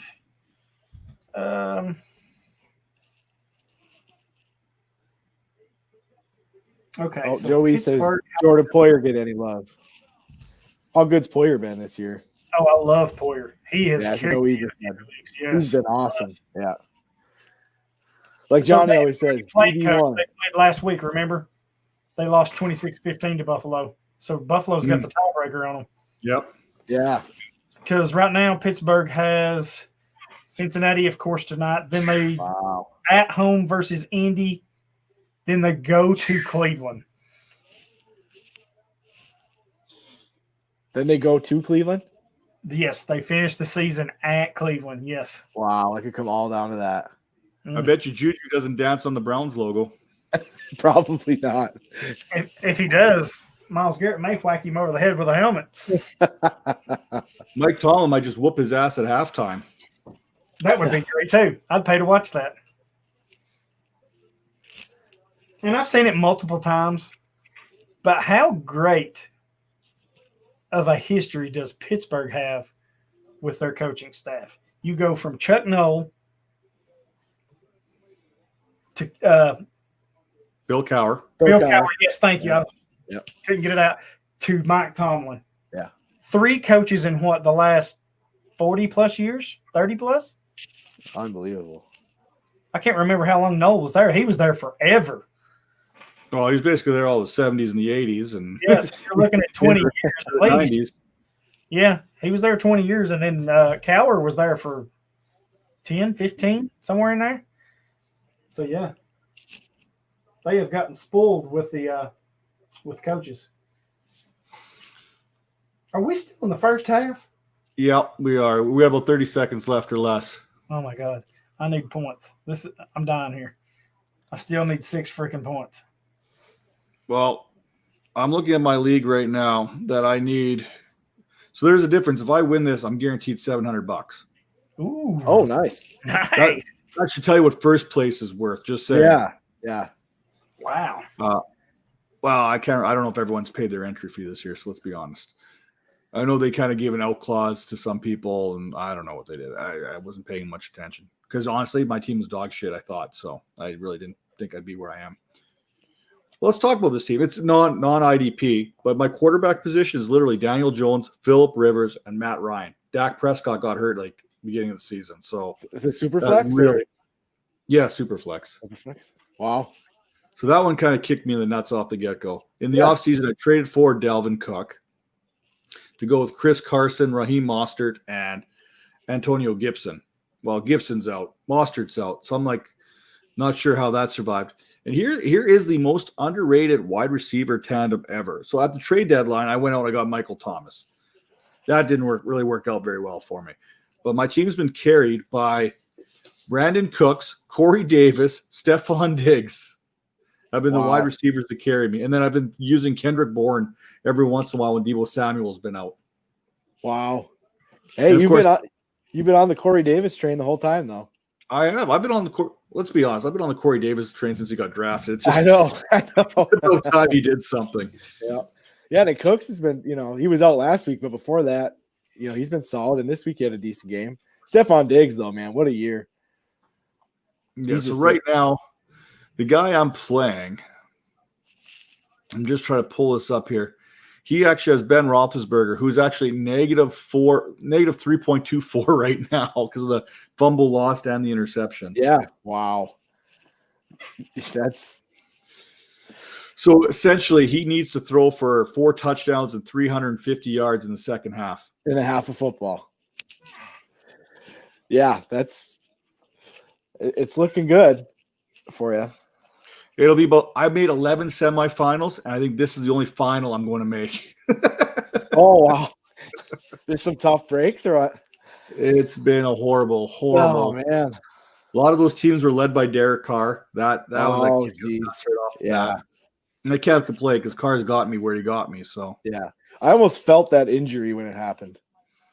I did. So I jumped up and I was starting to throw things, and I popped my groin. Oh my gosh! When he was scrambling and he ran out and just instantly reached, I was like, "Oof, that was brutal." What did Daryl disappear? I don't know. His internet is about as effective as your TV. That's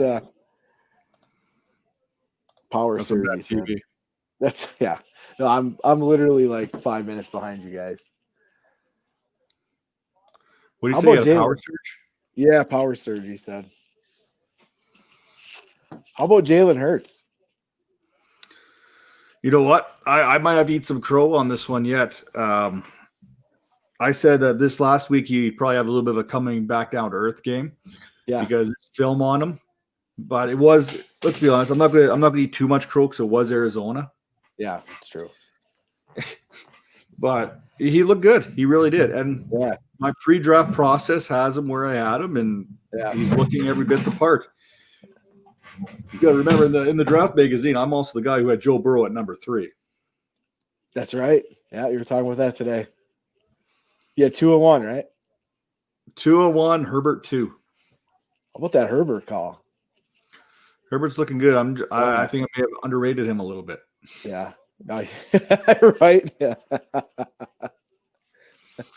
Nothing to take away, and it's nothing to take away from Joe Burrow. I thought Joe Burrow was fine and dandy, except I really like the other two better. It's really I came down to. Yeah, and they've all been obviously Burrow got injured, but they've all had pretty solid rookie seasons. I mean, Herbert's been unreal. So, do you think power surge is another word for taking a big dump? I was starting to think that. Yeah, I could see that. That's Tennessee for taking a shit. Can't believe it's halftime here. I don't know. He said be right back.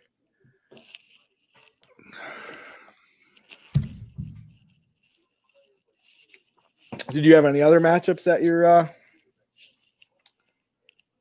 you're sweating out?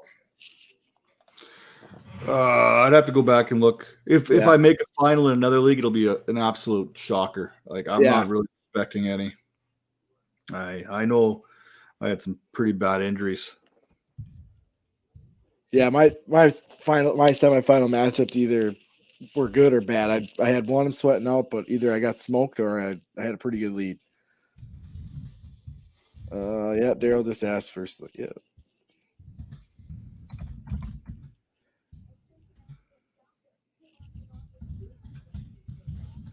He was the captain of the ship here, so I don't know.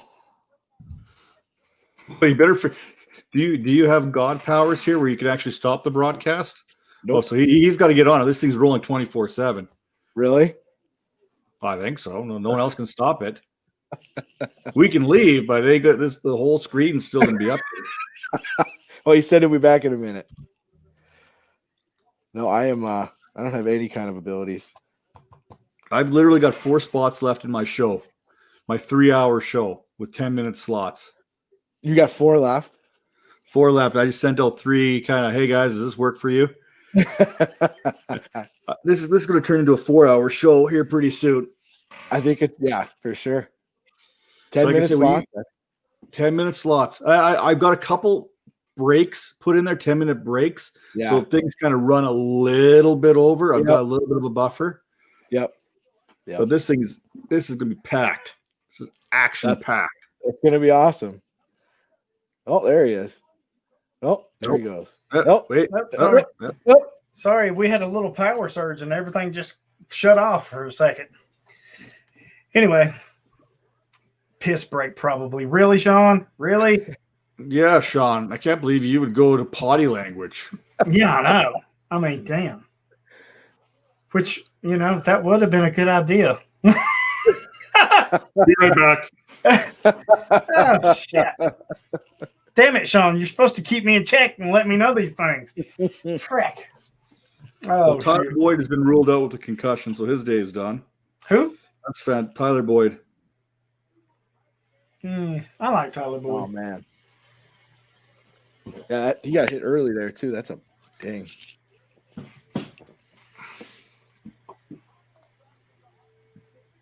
So, Coach, I don't know if you was here when we were talking about Miami, the Jets beating the Rams, and now they're in the second spot. If you're the Jets, you still looking to go QB, or you looking elsewhere? What do you try? At number one, I think you stay with Lawrence. At 2, do you possibly trade back because they need so many things? That's it right there. That is it right there. If I'm at number 2, I am trading out of 2, getting a king's ransom or whatever I can, and I'm rolling with Sam Darnold, and I'm supporting Sam Darnold at this point because I've seen – normally I would have been all in. Do you like Justin Sam Darnold? I don't mind Sam Darnold. Is he a franchise-type quarterback? It's yet – surround him like the Bills have surrounded Josh Allen, and then we'll talk. He has not been surrounded with the proper weapons right there. So what I would do is I would trade back, get some weapons, go out there and get yourself a Devontae Smith, get yourself a Jalen Waddle, some offensive pieces to build yourself around. Maybe even go get yourself a tight end and Pitts. There's an option there too. You drop, depending on how far back you want to drop back. You got some good wide receivers. Load up, get yourself another running back that's maybe not 82 years old, and his name is not P. Ryan, and then we can talk again. You've got some options there in the second and first round. Go wide receiver first round, go running back second round. See if you can get some pieces there to fill out the rest of that roster in between and roll with Sam Darnold. Because here's the thing. From what I've watched, especially in the last 2 games with Justin Fields, his decision-making is not where I want it to be for my franchise quarterback. And I have a little bit of concern about him making those big throws to the opposite hash right now. Can he get there? Absolutely. Is arm strength the be-all, end-all? No, it's not. A lot of the guys talked about Mitch Trubisky had a better arm than Deshaun Watson coming out of college, and that's the Bears maybe went with the bigger arm. Obviously, some would argue that may have been a mistake to pass on Deshaun Watson. We've seen this. We've seen this time again where they've taken the big arm quarterback ahead of maybe the proven winner, Jordan Love. Jordan Love, the Packers took him over Jalen Hurts. Bigger arm, more arm talent, so to speak. Hurts is the proven winner. This could end up biting Green Bay in the ass. Obviously, not a big deal because you guys have Aaron Rodgers probably for the next couple of years. But I would argue Jalen Hurts is a better quarterback in today's game than what Jordan Love is going to be. Now, where does that put Justin Fields? Could he turn around? Could he have that Dak Prescott-esque type comparable? Possibly. But I think there's too much question for me to select him at number 2 when I have Sam Darnold already under center. Do you think Justin Fields needs to have a big run in the college playoffs here to vault his stock back up after? I'm thinking he's going to be in the hurt locker there with Clemson coming after him. Yeah. And he's going to have to be that guy if they want to go point for point with Clemson. And I don't think he can be that guy. And maybe the 6-game season for Ohio State really is going to affect him here. Like, with all due respect to him, he hasn't had the training camp that some of these players did for the preseason for college football. Ohio State's only played 6 games. They didn't really come back. The Big Ten in general did not play a lot of football. No. And now you're going against an ACC powerhouse in Clemson who's been ready to play football all season, who's proven they can win without Trevor or compete without Trevor Lawrence under center. That's how good they are. Yep. Right. No, that's a great point. Yep. They just shit-kicked the, at the time, number 2 team in the country that beat them earlier in the season. Yes. I was just going to say that. Which doesn't belong in the Final Four, by the way. I would argue that Notre Dame does belong in the Final Four. Mm-hmm. I think they got it right with them in the number 4 seed. I would argue Clemson does not belong there. And I would – or not Clemson, sorry. Ohio State doesn't belong there. Clemson's number 2 for sure. Ohio State doesn't belong there, and I would put Cincinnati in there. I would put Cincinnati and Texas A&M in. I think Notre Dame close, but I think they're out. I think the difference is Notre Dame got the big win over Clemson, and I haven't seen Texas get a big win. Texas A&M's big win came over Florida. Yeah, but Notre Dame by LSU. But I kind of put it. I don't want to say asterisks, but yeah, they beat Clemson, but it wasn't Clemson. Exactly, you didn't beat a full Clemson. Now you can say that about any team, that's got injuries. I get it, but no, it's a different team. But you saw what happened when Lawrence was there. They roasted their rear ends. So to me, I would say that a Clemson team without Trevor Lawrence, and that I can't remember. I'm going to remember his name next year. But the quarterback for the Tigers, who's not named Trevor Lawrence, that led team is still better than Texas A&M. DJ Uiagalelei. I would bet either that Clemson team led by him. I'm not even going to bother messing up his name. Uiagalelei. I think you're just making things up. No, it's Uiagalelei. With confidence, he's in it. I'm buying it. Uiagalelei. Uiagalelei. Anyway, Clemson with Uiagalelei is still a better team than Texas A&M. That's my argument. Clemson, yes. Notre Dame, no. An Uiagalelei-led Clemson team is better than a Texas A&M team, right? We're okay with that? Yeah. Ooh. Well, Notre Dame beat that team. Notre Dame beat that team. Therefore, de facto, Notre Dame is better than Texas A&M. Even though their loss came at the end of the season, which may sway you to believe that Notre Dame doesn't belong, and their history recently of getting shit kicked in primetime matchups. Well, you're fixing to see them get shit kicked again when freaking Alabama rolls through there. Let's be honest. Whoever's number 3 and whoever's number 4, don't matter who you are, you're getting ready for a whooping. Oh, yeah. Yeah. This is Alabama Clemson playoff. That's all there is to it. And that's all it's been the last few years. And that's all it's going to be until you're going to have to put this thing to 8 teams and hope. Well, I don't want to say hope. You need to put this thing to 8 teams, which helps these borderline teams, these fringe teams like Texas A&M, your undefeateds like Cincinnati, Coastal Carolina, maybe that helps them get in. But you put it at 8 teams, and a team like Texas A&M, who is red freaking hot right now, catches fire, and they can roll through and win a championship, or a team like Cincinnati is just having an unbelievable season. Maybe they don't win the whole thing, but you know what? They deserve to be in the conversation because they can't help what the conference they're in. So, and maybe they're as good as we think they are. Maybe they're not, but at least they have a chance to prove that. And I'm just a big believer in everybody. Not everyone deserves a chance, but if you've got 8 teams, I think it's a little more fair. It's a little more plausible to think that, okay, this is the best that we can get. I would even be all for them. I think they should do like Division 2 and 3. You go to that playoff system. I don't know why Division 1 can't do that. Well, I do know why, because they don't want to lose the big money bowl games and all that. But you can still have this playoff system and set these bowls up where it's big money.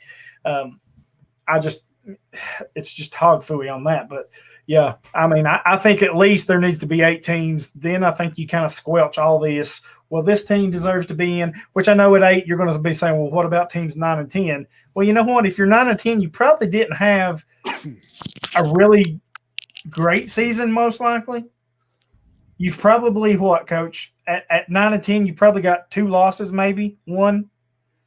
You've at least got 1, so you're probably looking at a 2-loss team maybe in there. So I think 8's where the number needs to be and should be. And I think we'll get there. I think the more stuff like this year where Texas A&M's left out, where Cincinnati an undefeated Cincy is left, I think the more of this we see, the more it's going to push it. Because just think back a few years ago, we didn't even have the 4. We had the BCS or whatever it was. So yeah. Well, and even before that, you had the Cotton Bowl. Right. You had teams splitting on championships that wouldn't even play each other.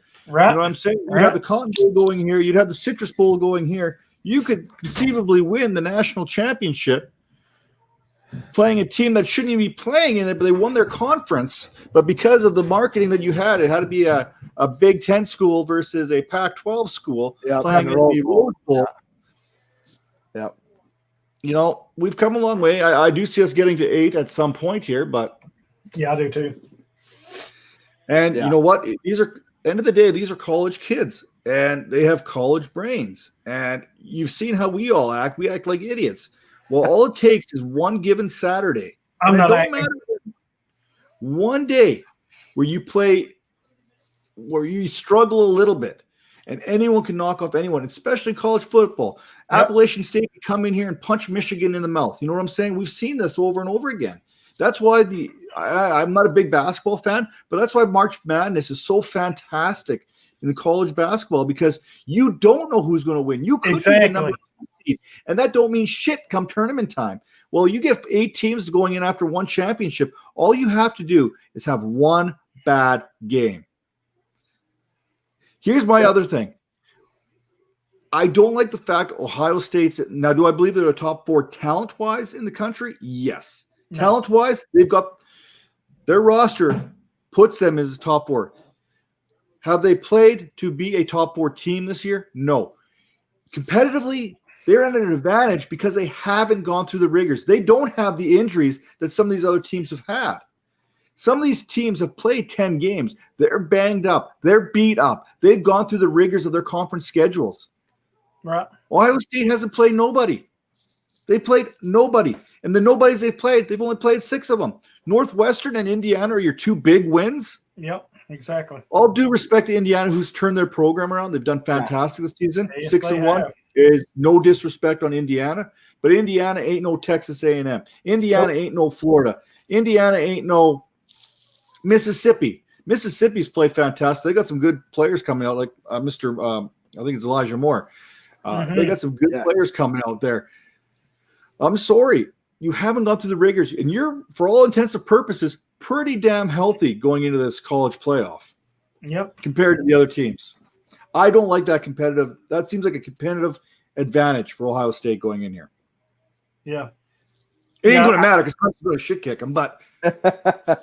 And they should. Yeah. They should. Yeah, I'm with you. I just think 8 teams, if you don't want to do the Division II, the Division III playoff style thing, which I think that's the way it should be across the board, no matter the division, I think 8-team playoff is where you need to be. It gets these fringe teams that you're kind of, your Texas A&M's, your Cincinnati, it gets them in. And then, like I said, if you're, I know everybody's going to be hollering, well, what about teams 9 and 10? No matter what you do, you're going to be hearing something. But your teams 9 and 10, let's face it, you've at least got 1 loss, and you're probably got 2. Right now, if we went to 8, Texas A&M's in. I think Cincinnati's in. I think Florida's probably in because they've played well enough. I Georgia. Think, maybe Georgia, and then you're going to hear in that case, Coastal Carolina. Coastal Carolina. Yeah. I was just about to say it. Yeah. So I think if you get to 8 teams, there's a case to be made. Florida with 2 losses is probably still out because I think Georgia's in, Cincinnati's in, Texas A&M's in, and then maybe a Coastal Carolina. I don't think you're not getting 4 SEC teams in. You'll be lucky to get 3 in, but I think that's a good target right there. Oklahoma's probably in maybe over one of those other teams.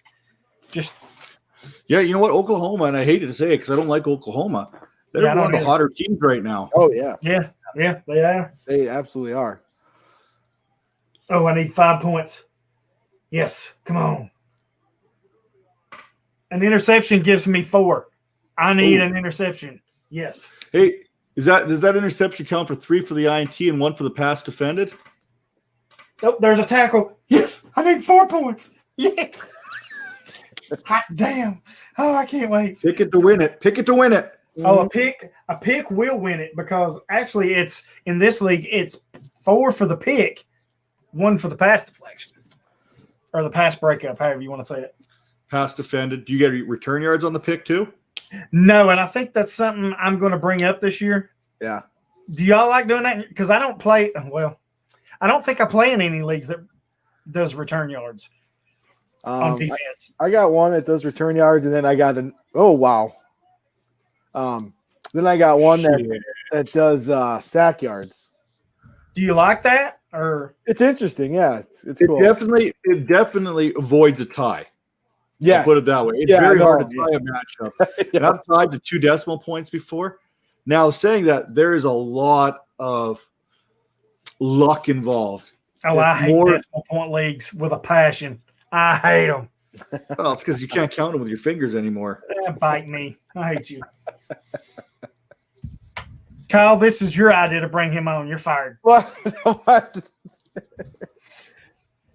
That's it. You know, you heard me. You heard us earlier, Coach. This may be our last show, me and Kyle. Yep. Because Tennessee and Green Bay plays this weekend, so we can't be friends.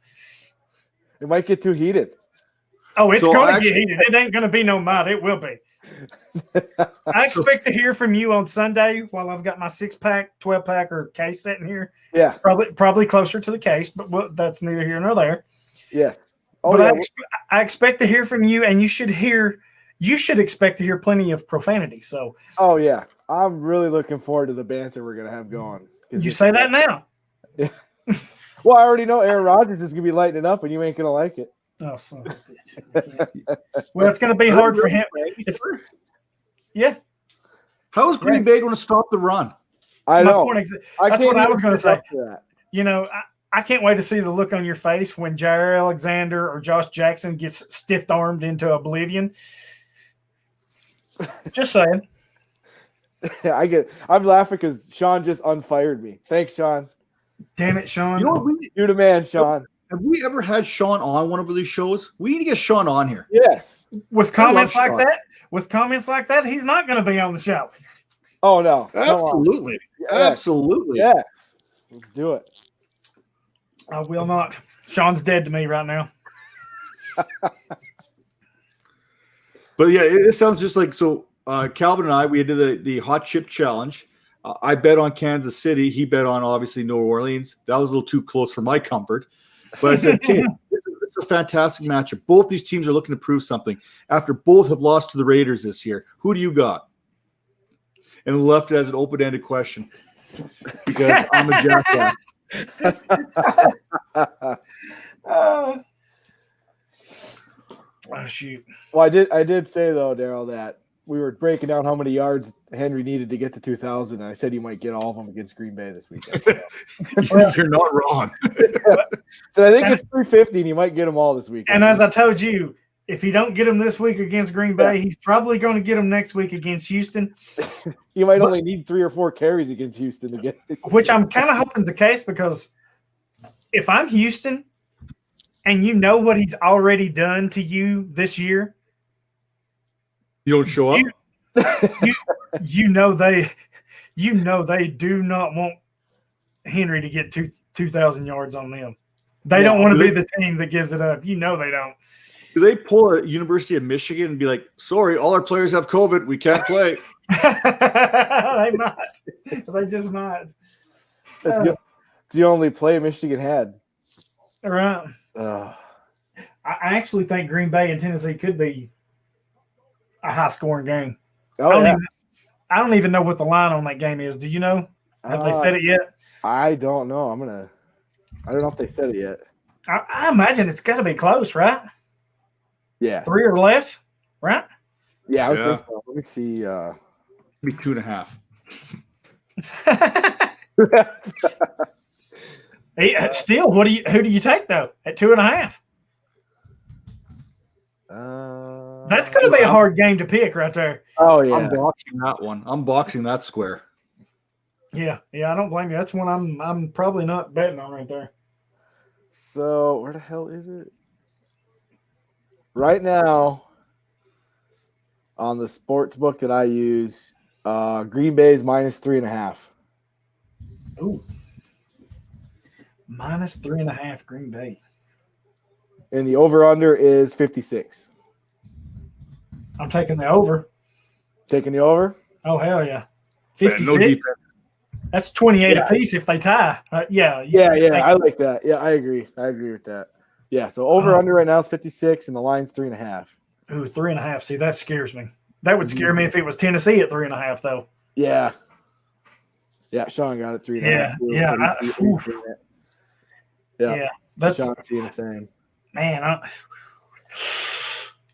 I'm like Coach. I'm stepping away from that one. I think I go bet the over at 56. I think you can do that pretty confidently and come out. But that's the highest over/under right now. Really? Tampa Bay, Detroit's 53.5. Atlanta, Kansas City's 53. Atlanta, Kansas City's 53. Minnesota, New Orleans is 52. Atlanta, Kansas City's 53. Kansas City will get all 53. Yeah. What was the New Orleans, Minnesota? 52. Over under 52. I'd take the over on that too. Yeah. Saints are getting 6.5 is the line. Saints are minus 6. Yeah, Saints are minus 6.5. I'd probably take that. Chiefs are minus 10.5. I'd probably take that too. Yeah. Yeah, Green Bay and Tennessee, that's one I'm staying away from on the. Yeah, I ain't touching that one. Yeah, that's just too. Ooh. All right. Nice roll. Keep going. Bengals are back on defense. Come on, Jesse Bates. Jesse Bates. How many do you need now? I need 4. 4. I'm chipping away. Yep, chopping wood. Waiting And for that. by the way, a little backstory here. The guy I'm playing this league, I worked with him for years. And there's some definite history here between us. Because he's a Notre Dame fan. And there was a big issue when Manti Te'o played there. I got a little carried away with the whole imaginary girlfriend incident. Y'all remember that? Yep. So, joking and poking fun at him, I kind of got a little carried away, and he got freaking heated. I mean, really freaking heated, to the point that he was screaming at me on the phone, and my wife could hear it through the phone, and to the point that I just kept poking at him until he eventually hung up on me and didn't speak to me for 3 weeks. Fast forward, we've had plenty of matchups since then. But just a few weeks ago, we played week 11. I believe it was week 11. I played him because you play your division opponent twice. And he jumps out to like a freaking 80, 90-point lead. I mean, it was huge. I think I had like 12 points at the time. And it was the game that Tyreek Hill went off in the first quarter and had the 240-something yard game with the 3. Yeah. Man, I chased his ass all day long, just chopping into that lead with every freaking touchdown. And the whole time I was on him on Twitter. He did not answer me one time on freaking Twitter. So I chased him basically a 100-point lead, and I blew him out of the water. And So there's history between me and him. So right now, he won't even talk to me right now. I've been trying to talk to him all day. And I'm like, good game, man. You got me. You're probably going to win. And he is not biting. And right now, at 4 points, I promise you, he's sitting at home freaking pacing right now. Well, he's not sitting if he's at home. He's pacing the floor. So, yeah. I love those history matchups in leagues that's been around for a while. Yeah. So Sean wants to know here, is there any imaginary women that's come between us guys? Well, yeah, he's saying I don't know that she's imaginary. Just because she's made of plastic doesn't mean she's not real. I mean, come on. He's talking about Manti Te'o's imaginary. Oh yeah. Oh, it was awful, dude. Because he's you have to know Jeff.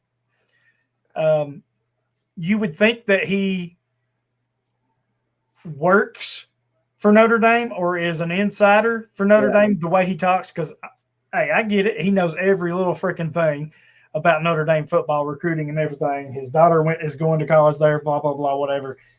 But he cannot take ribbing at all. And if you know me, I like to lay it on thick, and I cut him no freaking slack whatsoever. So, yeah. 3 weeks, dude. And at this time, you know, I had it set up to where, you know, let me know if something goes wrong, you can call me and I'll set the lineup for you, you know, as long as it's before time. Yeah. And dude, he would not even freaking call me or nothing. It's great. I love it. Sounds like a lot of history in these matchups you guys got. Oh, it is. Most of us have worked together. About all of us have worked together. A few of us as friends. Dan joined the league this year. Okay. So, yeah, it's when I play Jeff, it's the best part of Group Me app all week because the other owners, that's, you know, it's kind of, there's some crap talking and going on all year long. But when it's Jeffrey week for me, everybody's tuned in, man. It goes up a notch. It goes up about 10 notches because I am on him like stink on shit, and there is no lie. Yeah, an imaginary woman. It was great. Yeah, broke up a friendship. Just about. Yeah. Oh, it was so good. It was so good. Oh, yeah. Because when it was over with, I kind of expected him like, you know, I was like, okay. Is that another tackle for Bates? What? I'll tell you in 10 minutes when I see it. Better check, see if you're only down by 3 now. Oh. Okay, the site's not updated. Yeah, Bates ran him out. So. Yes. Oh, where's my phone? Oh, Jeffrey, I'm coming for you, Jeffrey. He won't answer me, but I like for him to know I'm there. Yeah, I'm almost like your guys' replay. Yeah, you are. Do we get confirmation on that? Confirmation? Should we throw a challenge flag? Yeah, I'd be perfect for that.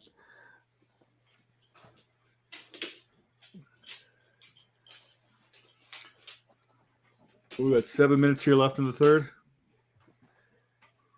Oh, get that edge. Just keep running the ball. No more passing. No more passing. Just run it. You get out of here. Go lay down. I will not.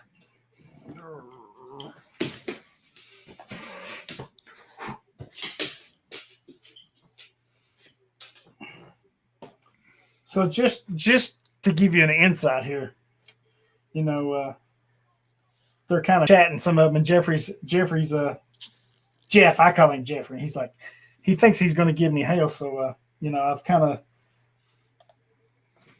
of laid off till just now. And I was like, you know, Jeffrey, it's down to 3 points here. Oh, buddy boy. And then my next statement is, Dan would hate me for this, but you know, you better gloss those lips up real nice for me because it's coming. So we'll see if he responds. I don't expect him to because he knows he's probably pacing the floor right now. He's probably bit every fingernail he's got off. 3 point. What? How much time we got left? 6 minutes. 7 minutes Of the third quarter. Oh yeah, we're good. A pick right here.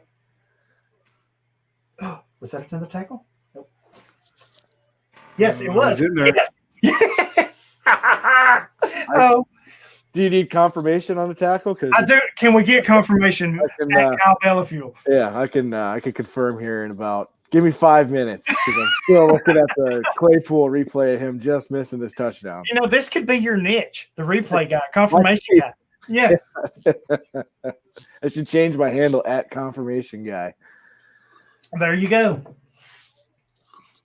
Oh, man, God. If I get an interception, I'm going to die. Nope, he's throwing it. That's a base tackle.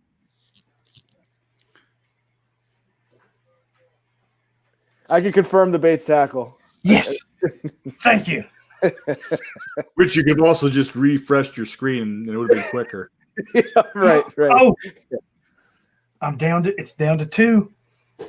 It's down to 2. Yeah. Y'all just talk amongst yourselves. I got Jeffrey to deal with for a minute here. That's fantastic. Well, we're kicking a field goal here now. Yeah. This will make it a 17-10 game. I know this is a kicker, but how underrated is Chris Boswell? I mean, you think about it. He's been doing it for a while and being productive at it. If you're not kicking 80% or better, you're going to be unemployed. I'm really shocked that guys like Bailey, he still has a job here right now. I was just going to ask you about that. Like, how did Dan Bailey's? I think, well, where's Lindelians? She could tell us here for sure. I think Dan Bailey's kicking about 66% right now, and that's just not going to cut it. Oof. Yeah, that's yeah, it's not James good. Conner, a Steeler next year. I don't think he will be. No. I don't think so either. We were kind of talking about this earlier on the radio station I was listening today. One of the Pittsburgh fans kind of mentioned it. Gus, like a Gus Edwards or somebody like that. But yeah, I don't think Connor's back next year. I think he's done. I don't think he's done. I just think he's done as a Steeler. Do y'all think Snell or McFarland is the answer? Oh. No? Najee Harris is the answer. Take him in the first. Ooh. Oh, my God. Oh. I do like Najee Harris. Oh, that would be ugh. That would be you got Claypool, you got Juju, you got James Washington, you've got Deontay Johnson. Throw a running back in there, or else go get yourself a quarterback if a quarterback drops in the first round to you. I'm really not liking Sean tonight. I don't know why he wants to pick on me all night long. Also factual. Yes, that is factual. But also, he only misses when it's inside of 50. If it's 50 or longer, he's nailing them all day long.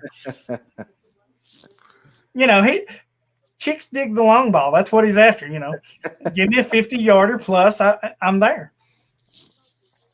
And while Linda Lyons, coach, would be so proud of us talking about all these kickers. Yeah. She would just be ecstatic. But I know we're gonna have to cut the audio of this and drop it in the chat there.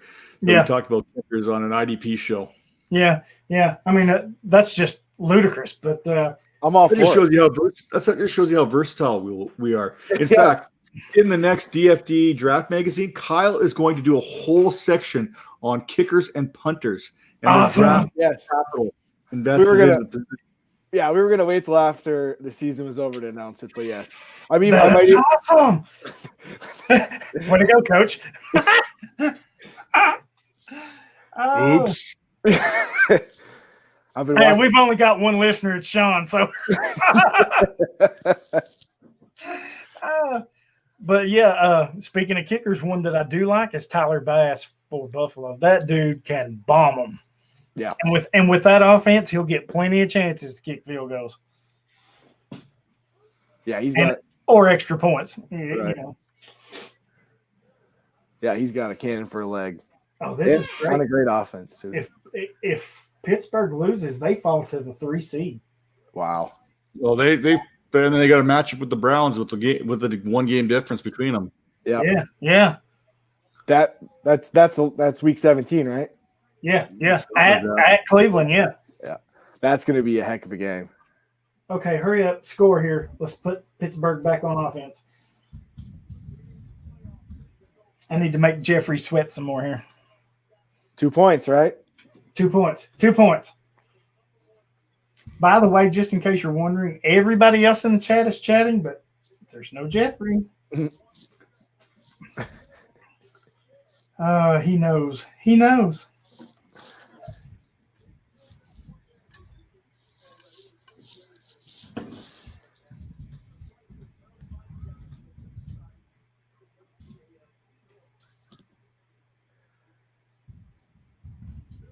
Oh. Is that to it? Are you just seeing the field goal now? No. No. I just saw the stuff. You're just seeing the field goal down. I saw the Stephon Tuitt sack. There's another guy that he's having a great year. Yeah, he is. I want to see that number. I want to see Tuitt absolutely destroyed here. Wear that number 91 with honor here in this last game here. A little bit of Kevin Green respect. Absolutely. Yeah. Yeah, we were talking about that to open the show. I could not believe it when I seen it today.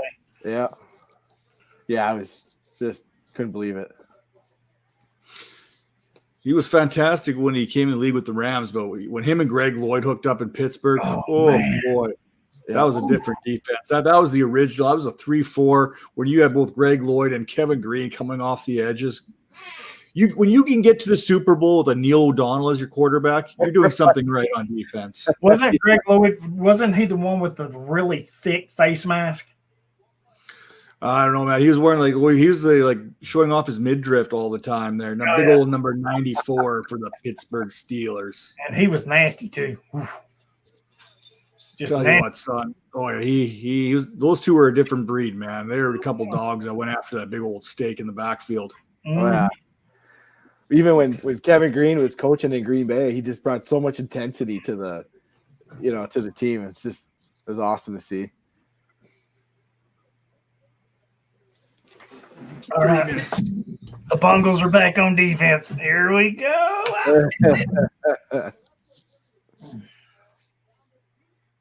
Oh, good times, good times. Yeah, it's a good sweat for you with Bates up against your buddy here and it coming right now. It is. I ain't gonna lie, I was a little nervous about all this. But I believe in my guys. Right? Yep. Yeah, you've always been a Bates fan. Oh yeah, I've been on Bates since the word go. Yep.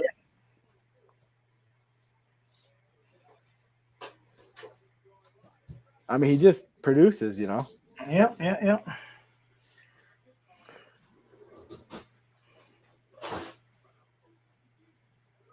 Yeah, I did not expect this game to start off the way it did, and wow, I thought we were going to see Pittsburgh come out and something to prove,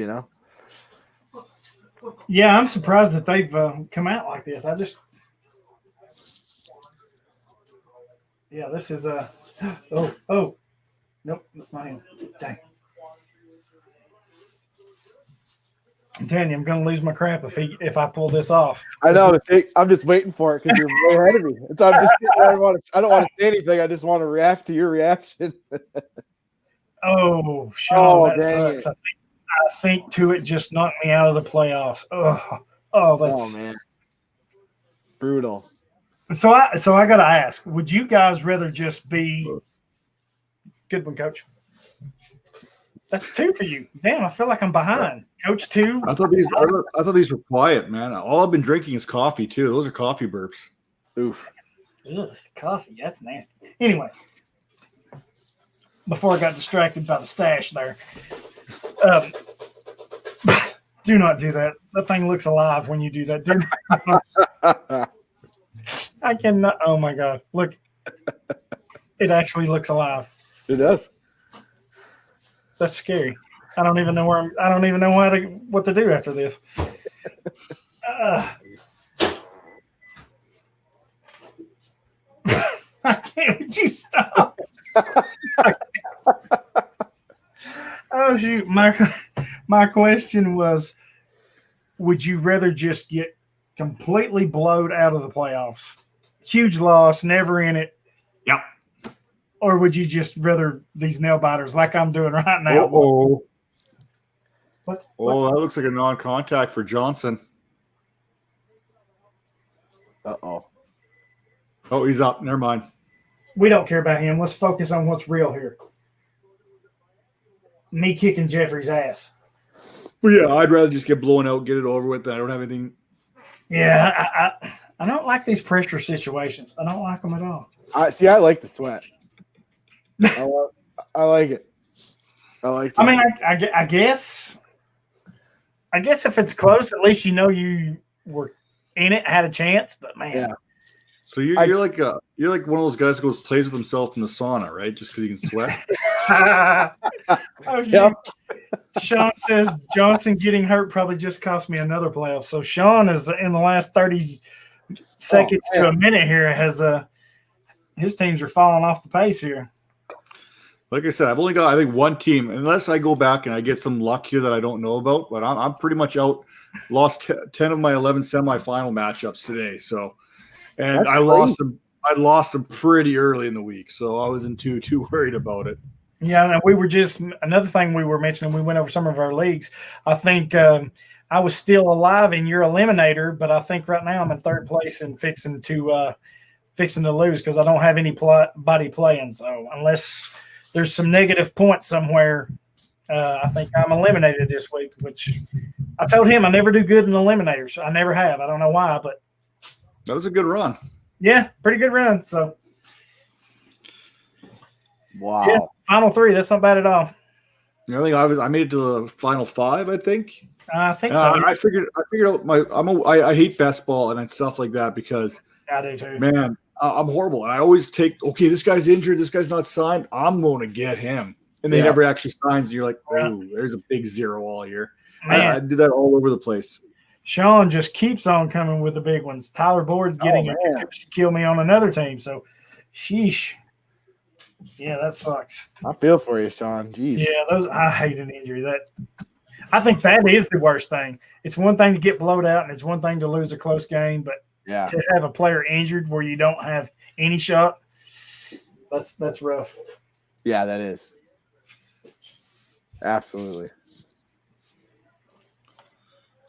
I think I'm still alive in the one in Joey's eliminator. Oh, okay.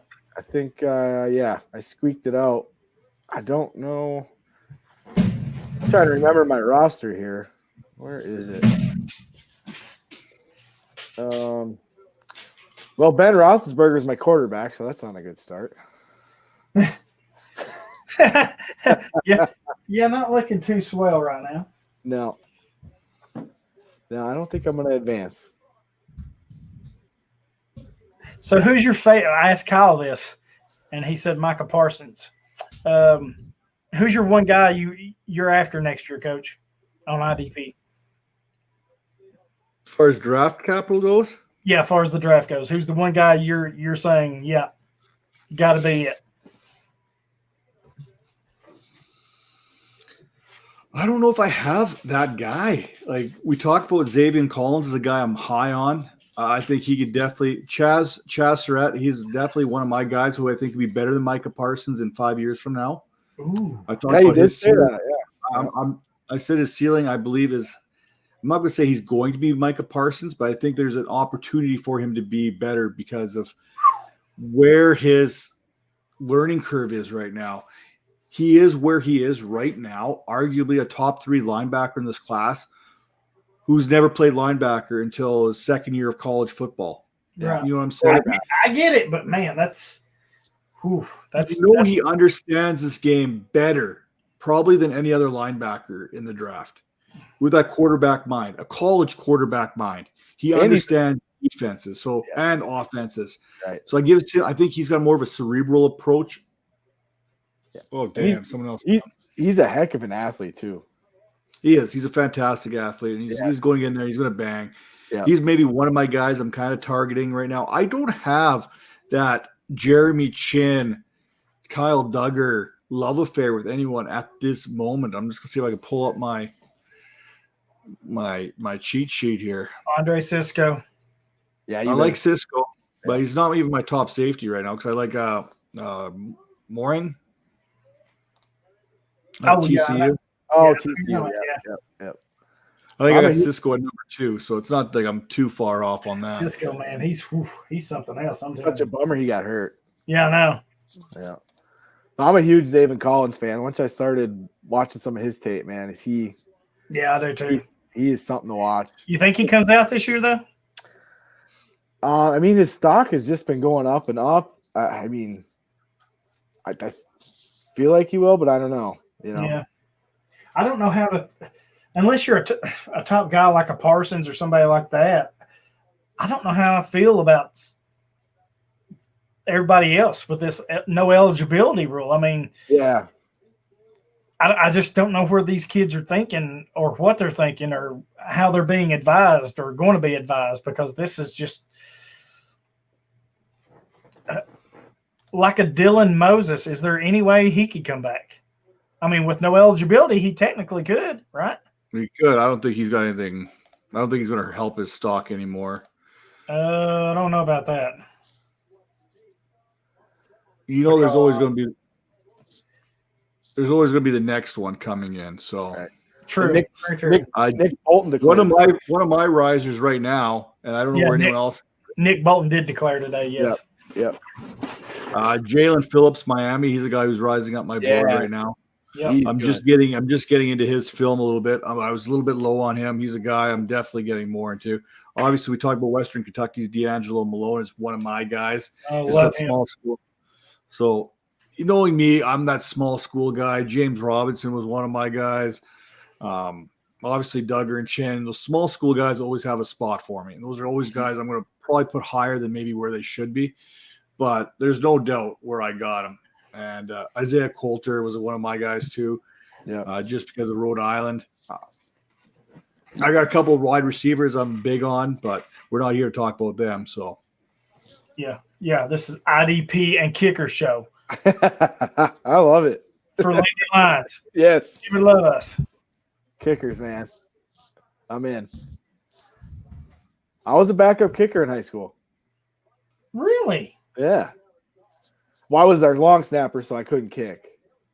But if our kicker got hurt, Oh, I had to kick. oh, say that again. I can't even. I snapped all the punts and kicks and everything, but I was also the backup kicker. Somebody else was gonna have to figure out how to snap it if I had to kick. We never got to that point. Oh, We played 11-man football with 16 guys, so we were like, we played everywhere. I hear you. we play 12-man football here. And speaking of this, I saw this last year. I didn't even know it exists, really. But down in Texas, and I'm sure other places, but the show was on Texas football. They play 7-man football down there, and they only have like 10 or 11 players, period. Yeah. So you're playing both ways, and it's only 7. Yeah, we play 8-man now because our school. Oh, really? Yeah, we got that. Yeah. We've got 7-man football here. It kicks up nowadays. We never had it when I was growing up that I knew about. In Saskatchewan, they had it, the province over. But I'm serious. We played 12-man football. I played offense, defense, special teams. We had the bigger field, bigger balls here in Canada. That's how we roll. That's awesome. Legit. You can fact check that. That's no, I don't want to fact check it. I buy it. I don't question a man with a mustache. I played a little bit of everywhere. I was one of the original tweeners.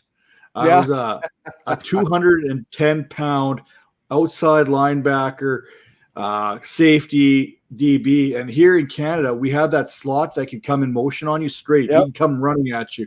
So I played what you would consider the outside linebacker / nickel corner, which we call the halfback. So I had these guys bearing down on me with two-way goes, coming at me at full speed. So I learned at a very early age the importance of a well-placed forearm shiver. Yes. Okay. There was not very many DBs using a forearm shiver as their jam technique. If you place that in the proper spot on the rib cage, you don't have to chase guys around. Strategy, man. Hey, that's what's up. But at 6'2", 210 pounds, that was quite the. We're going back a few years, but that's a pretty good lengthy DB, good size in high school, right? So, yeah. Actually, we had linemen that were smaller than me. It was fantastic. But yeah, no, I did everything. I was a gunner on special teams everywhere you could go. Yeah. I returned a little bit, played that outside linebacker, safety kind of role, slot receiver. Yeah, we had the same way. We had small classes, and we all had to play all over. Oh, we had 45-man roster. It's just we just wanted to win, so we put our best players out. Yeah, all the time. Yeah. Only in blowouts did the backup get any playing time, really. I'm getting nervous, fellas.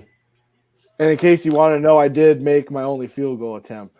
So nice. Yeah, it was about a 30-yard field goal, and it was easily good from about 32. So awesome. Just squeaked it over.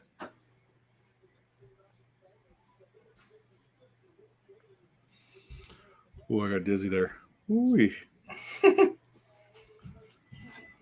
So it wasn't just me. I got dizzy too. Probably for a different reason, but hey. It's been weird. About 8 o'clock every night, I've been getting lightheaded. So 8 o'clock. It's 20 minutes till 11. Yeah, I know it's 20 to 10 here, or 20 to 9 now. But about 8 o'clock, I start getting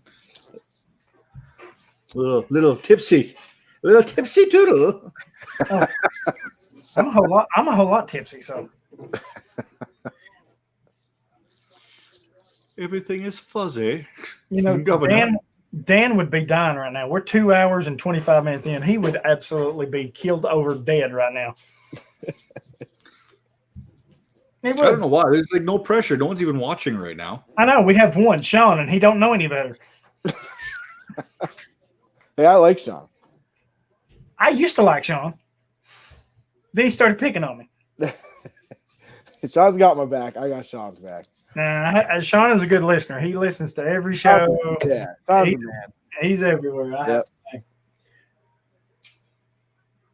I need a freaking 2 points. That's all I need. You got to get Pittsburgh back on the field. Or maybe they are. I don't know. I'm 20 minutes behind. Maybe they are already. This is true. No, they're still on the field. It's 12 minutes into the 12 minutes left in the fourth. Finley just scrambled for a first down on my TV. Oh, yeah, that was like in the third quarter. Yeah, thanks for that confirmation. Oh, shoot. The kicker is warming up. Yeah. Boswell's looking to make it a 17-10 game here if he makes this kick. Yeah. Oh, shoot.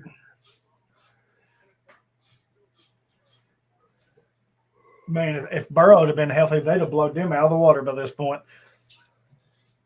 Yeah, you're not wrong. Oh, yeah. This thing would have been over. It'd been like 30-something to 10. We're getting back Let him go. Oh, my God. No, he didn't. Wait a minute. Kyle, wait till you see this. It'll take you 15 minutes, but wait till you see this. I'll get there. That was very Peyton Manning-esque. That was impressive. I'm excited. Mike Tomlin's going to kill somebody. Yeah, he may murder somebody on the way back home to Pittsburgh. Again, this is why you don't dance on the other team's logo. Yeah. Karma is a real thing, and it's a bitch. No, it's a big one, too. Oh, who was the D end? 56. Who's 56? Alex Highsmith. Wow. That is – yeah, he bit hard inside. Oh, boy. Yeah. Finley has wheels. That's right. Wow. Man. Look at him. He's 15 yards from the end zone and already smiling. Let's see this. There's your next Aaron Rodgers. Oh, he crashed hard. Wow. Yeah, he bit hard on that. Yeah. He went right down the line. You'll hear about that one. Wait a minute. I just need 2 points. 2 freaking points. Well, good news is your defense is going back on the field. Yeah. Yeah. I feel confident. I just need them to Pittsburgh to stay on offense for a little bit. Oops. The Crudes. What am I watching here? Why is this on my TV?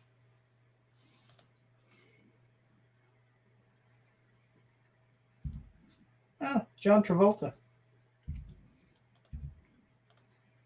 He's got a lot of good movies. Is he alive still? Yes. Bullshit. What? He's still alive. Yeah, he's alive. Yeah.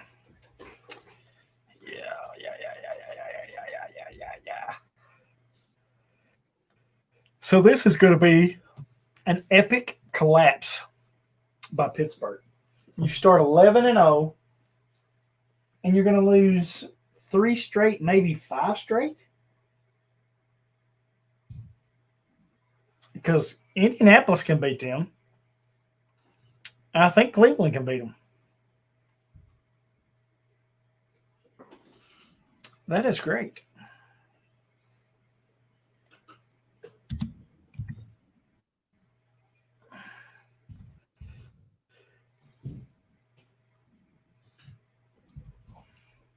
Kyle is MIA. Oh, is he? Yeah. I didn't even know he was gone. I just looked up there and seen his screen was muted and he was black. Oh, yeah. Apparently, I wasn't paying that much attention to him. Yeah, I wasn't either. He doesn't have to know. He's not here. He'll never know the difference. He's 20 minutes behind us anyway. Oh, shoot. Also true. Yes. Yes, very true. All right.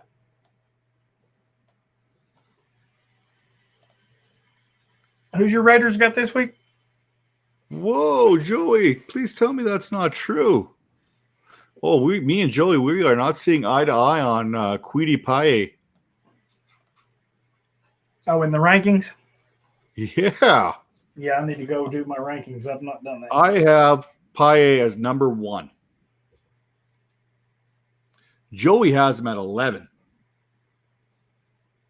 We're talking defensive end, right? Yeah. I don't have him at 1, but there's no way he's 11.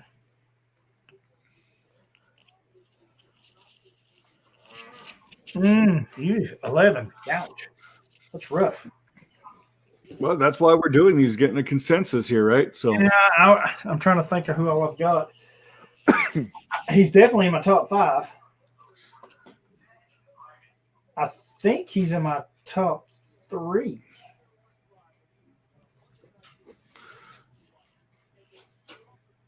Yes, I think he is in my top 3. I think Russo. Trying to think of who else I have. I can't remember right off. But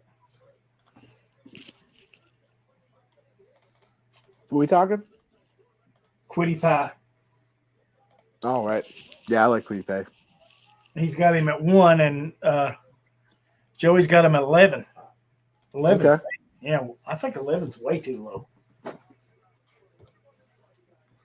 Way too low. Yeah, I got to start updating my ranks. I need to go do my ranks. I've not done that yet. I pulled the Daryl route, Coach. I don't know if you saw that. no. You just disappeared? No, I got Micah Parsons at 1. That's it. Oh, nice. Yeah, get that solid prediction in there. That's all that matters. That's all that matters. Me and Daryl got Parsons at 1. That's right. I dropped Nick Bolt to number 5. Did you? The size, I don't think he's going to hit 6 feet. I don't know either. I'm worried. I like Nick Bolton a lot, though. Is Devin Bush 6 foot, though? I don't know, but none of these guys are Zach Thomas. That's true. Good point. Yeah, but Nick Bolton ain't running a 4.340 either. No way. No, he better. He better if he wants to be a top 5 linebacker with his size that I see him at. 235. Were you surprised he declared? Not really. No, because a lot of people have him as a number 2 linebacker, number 3 linebacker at worst. Like I saw him today somewhere. Somebody said he was number 3 inside linebacker. So yeah.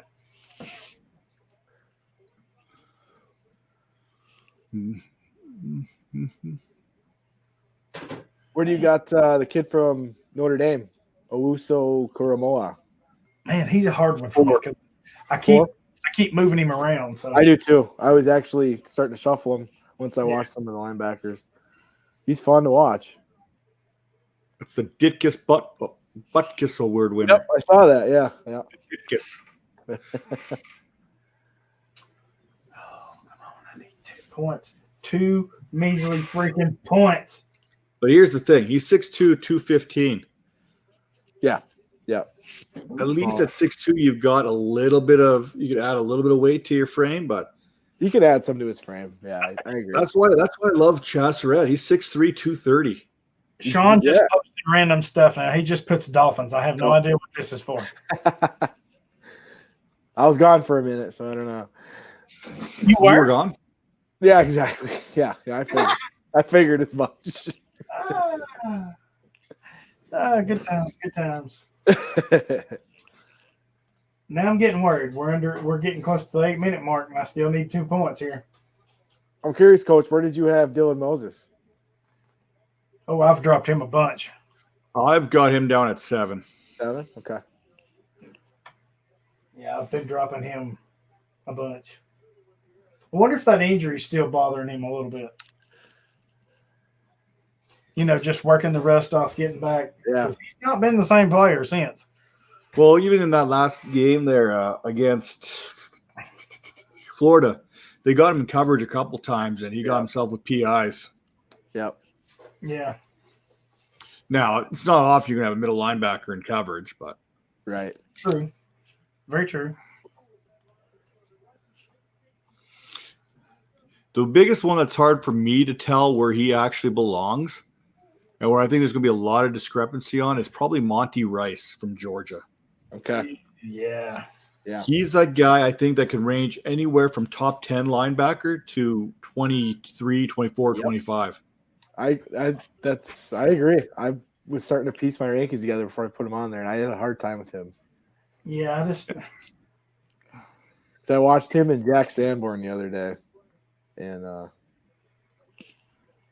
had a hard time with one. Yeah, I don't know where I would put Rice. He's going to be difficult to place. Right off the top of my head, I want to say 15, 20-ish range.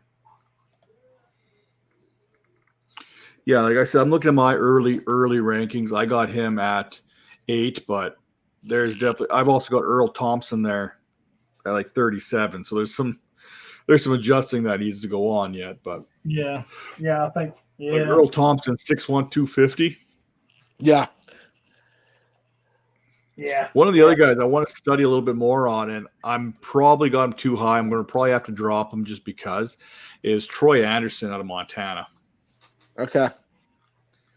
I like him, 6'4", 233. He's got the tools, but he's that small school guy in a COVID year. Yeah. If he even comes out. I keep wanting to push Tony Fields up my board just because he's so fun to watch. I know we were talking about this on the Dig Show. He's fun to watch. Small guy running around making plays, working through the traffic. Well, here's where my love of a player trumps a lot. So I've got him at 15 right now, and I know why I have him there. It's because I enjoy watching him. Yeah, exactly. Joey's got him at 37. Okay. Ew, Fields? Yeah. No way. And I think where he lies in is at 25, probably realistically. Damn it, Bates. Oh. I just need 2 freaking points. And then he didn't even rank my boy, D'Angelo. My line? Yeah. Oh, dude, he's good. I couldn't imagine him being on a team like Alabama or Clemson. You imagine what he? I'm telling you, he would be. Whew, man, nasty.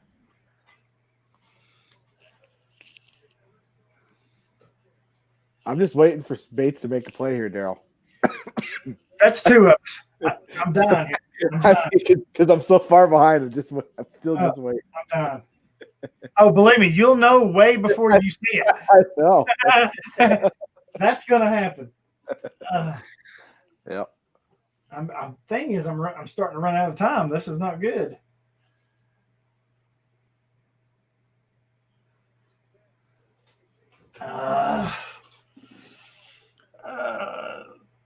I got one for you, Coach. Where you got Cameron McGrone? Ooh, good one.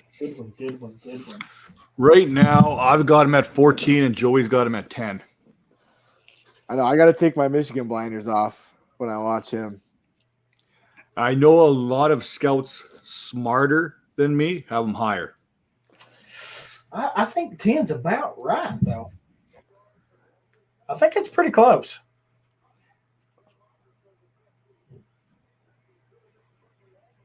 I always have a hard time. Oh, is that a Bates tackle?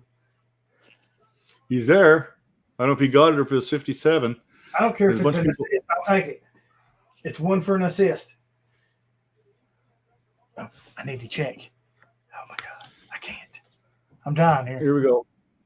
Okay, 24. First guy through is 70. Oh, he's there. That's an assist. Ooh, boy, there's 3 of them there that got there. That's an assist. Don't you dare. He's there. That's an assist. I think he's late. I think that's Bell in 57. I hate you. I hate you.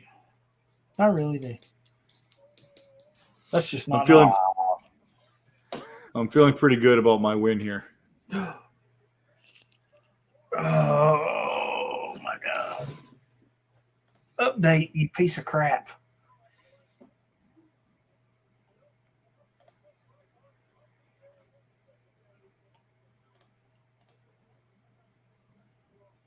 Oh. Not Boy, yet. that's gonna be close. Yeah, I don't know if he'll get it, but I'm waiting for MFL to update it. It's not rolled over yet.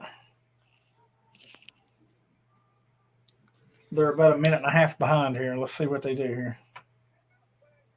I don't think you're going to get that half point. It's a full point. Full point for your half tackle. That's the stupidest thing ever.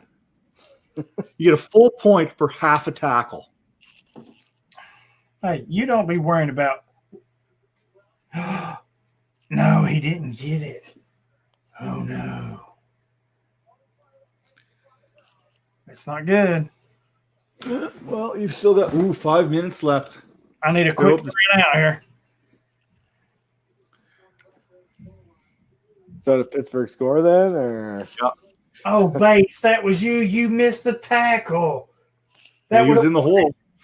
Oh my God. Well, why'd he go low? You know the guy's going. You know a running back's running up. He's going to dive over you. Why are you going low? Oh my Valley shot through. What's the score here? 24-14? 24-17? Yeah, 24-17. Well, after they kick it. Yeah, 17. Dang it. That may have been my shot right there.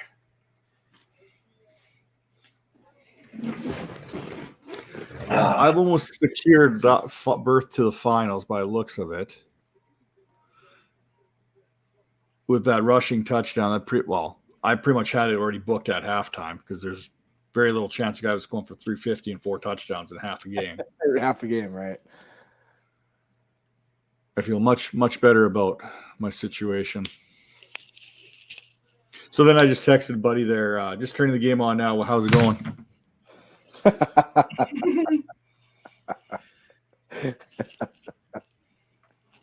Actually, he goes, well, congrats. He said this at like 7:15. He goes, well, congrats. I knew months ago I didn't want to play your team. Yeah, I've been leading the league in scoring, right? So yeah, gotcha. So I give him the old 8:55 here, local time. So just turning the game on. I can't do what Daryl's doing where he's trash talking and all of a sudden not pull out the W. I'm down here because I know Jeff's going to roast me. He's going to roast me. He's going to, I can't. I deserve it though. If I don't pull this out, I do. You open your big mouth, you talk trash, you deserve to get whatever you get. That's all right though. That's why I don't talk trash.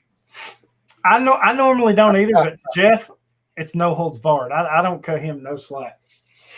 And the worst part is if this guy was playing, so our match right now is 194 to 170. The other semifinal going on right now is 145 to 130. Wow. Ooh. 2 freaking points with 5. So here's a question. I really don't care about the money. I just want the money in my pocket. Right? All right. The money don't mean nothing. The title means everything. I could care less about the money.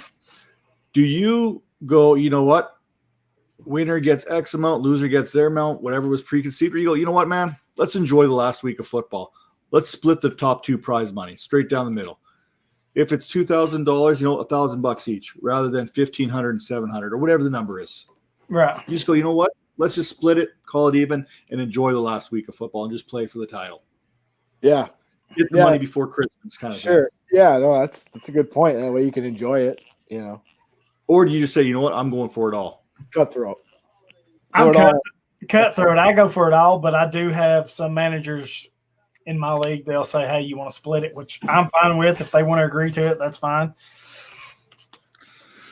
So hypothetically speaking, I'm greedy like that. Garbage time and Lee. Let's see where they finished in the points race. Yeah, so these are the next two teams. So if we go, oh man, it's not even. Wait, I can. So in the regular season, I scored more than 200 points in both the two teams I'm about to play.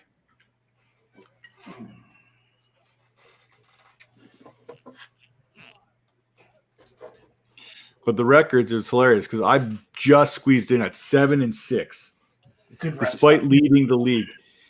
1, 2, 3, 4, 5. Teams 5, 6, and 7. We're all 7-6. Wow. So I got the 5 seed because I led the league in scoring. But if I lost my last matchup of the year, which was a 192 to 170 matchup, wow, I would not be in the playoffs right now, despite having the most points for. Highest scoring team in the league. Yeah. Wow. And that's why the guy's like, I didn't want to play you. Right. Because you're scoring. And every time I'd lose a match, like 7-6 means, and you being the top scoring team means you're always the second highest scoring team every week. Right. Unfortunately, you're playing the top scoring team. Every week. We actually changed the wild card rules for one of my leagues because it was probably about 4 or 5 years ago. The guy who was the highest scoring team in the league only had 3 wins and didn't make the playoffs. Yeah. So he just literally every week ran into a buzzsaw. And it was just unbelievable, really. Like, I don't think you'd ever see it again. But I think it was 3 wins, maybe. And so the last wild card spot is points. You got division winners, and then the next best record, and then points gets it.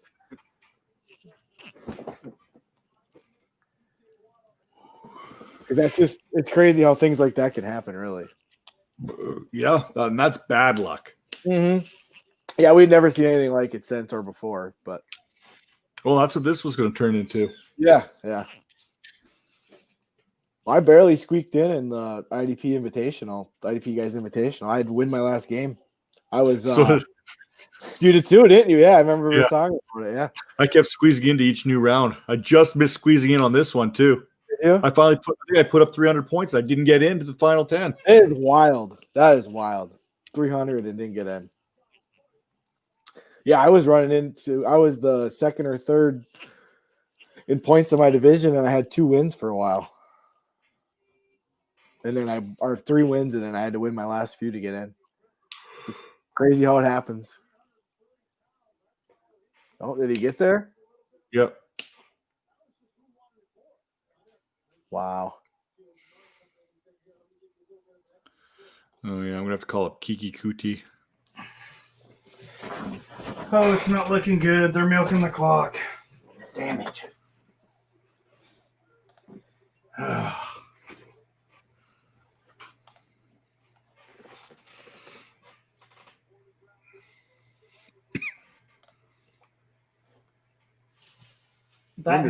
That helped. Yeah, they gotta get the ball back for you. 3rd down right here. Big play. I need your TJ Watt to actually do something right here. Let's go. Man, 2 freaking points. God bless it. Damn it.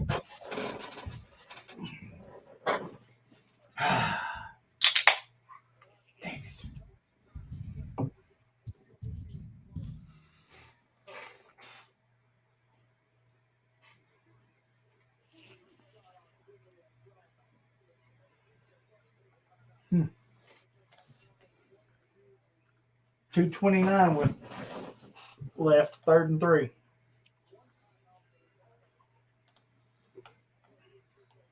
They got to stop him right here.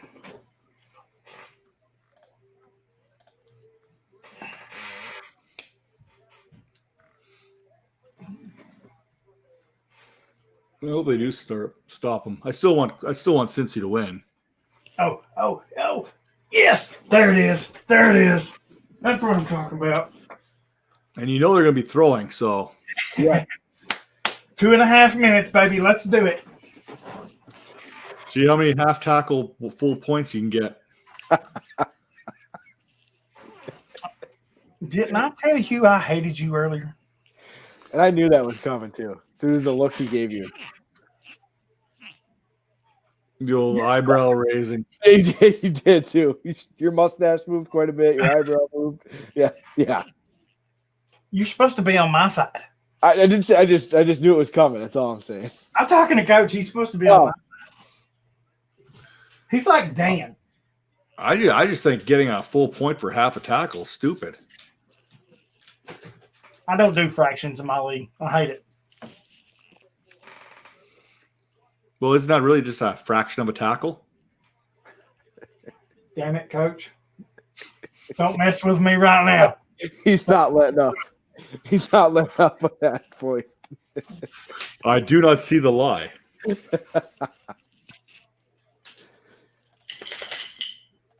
Oh, Roethlisberger over 60,000 yards. Wow. That's cool. Three quarterbacks, 60,000 yards, and 2+ Super Bowls. So 3 spots available for the show so far. One's getting me back to me tomorrow. One I'm waiting to hear back for, and the other I'm holding temporarily. Wait a minute. We've picked up 2 viewers. Well, What? we had 1 viewer for so long, then we had 3. Now we're down to 2. Well, it ain't me. Come on.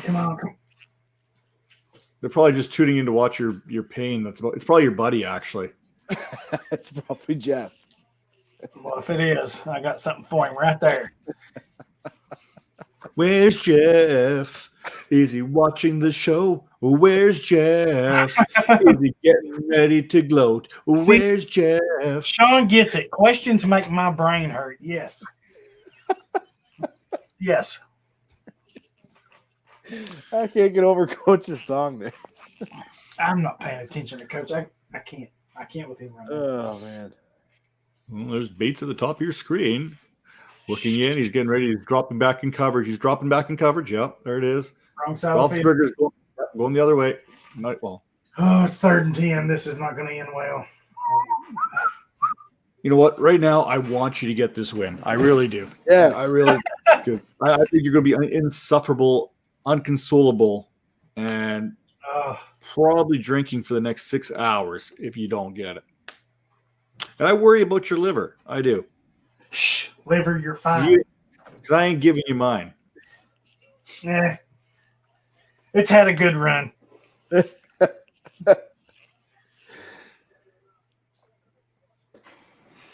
Jesus, pick up the first down. What? All right. Oh, wait. Oh, he's pointing. He's throwing it. Why would you do that? Why would you go for it all right there? Oh, my God. No. Oh, my God. Now I have to have a first down. Why are you going for everything on 4th down like that? Why are you punt? Or 3rd down. Sorry, 3rd down. Are they going to punt? Oh, my God. If they punt, I'm done.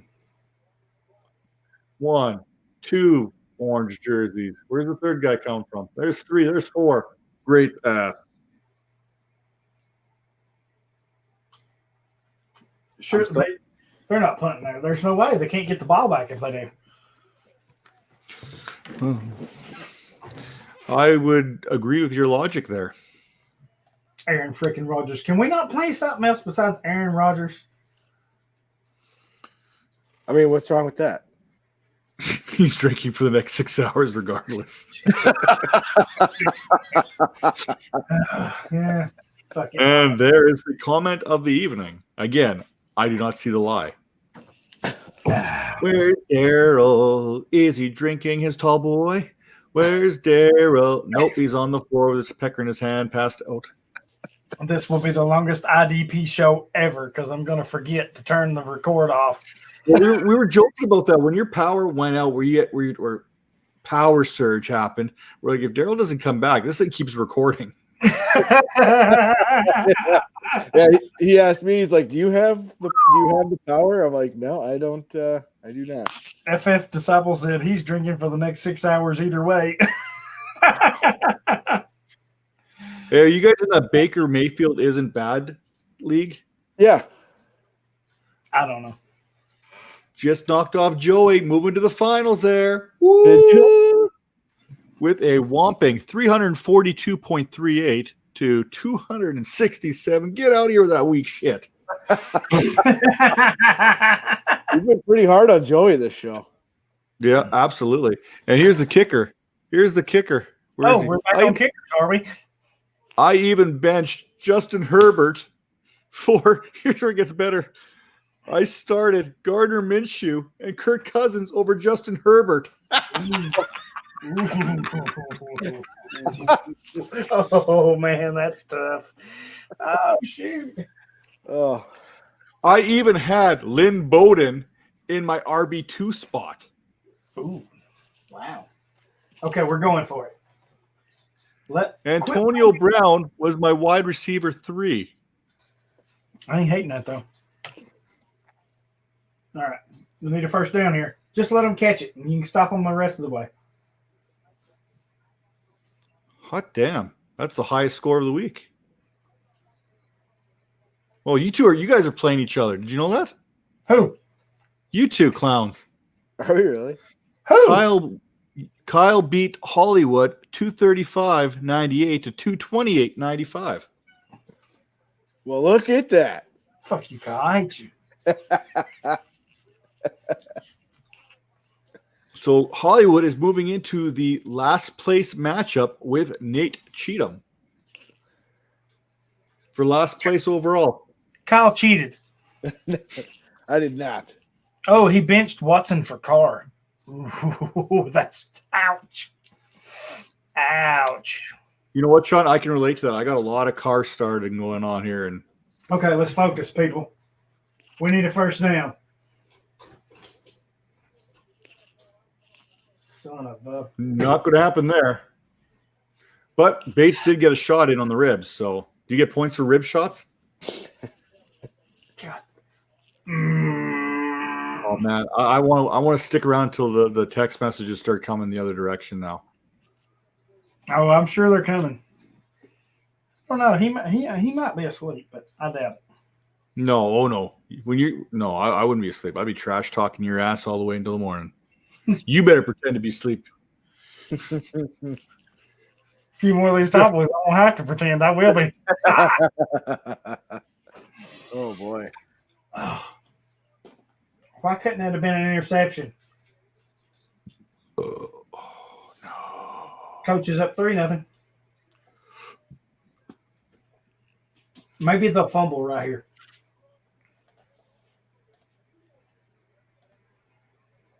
Timeout. Take a timeout. Take a timeout. 1, 2. Why are you not taking a timeout? Well, that's the one thing you still have a shot at stat correction, especially in your weird ass full point for half a tackle league. All it takes is 2 half tackles. 2 half a tackles.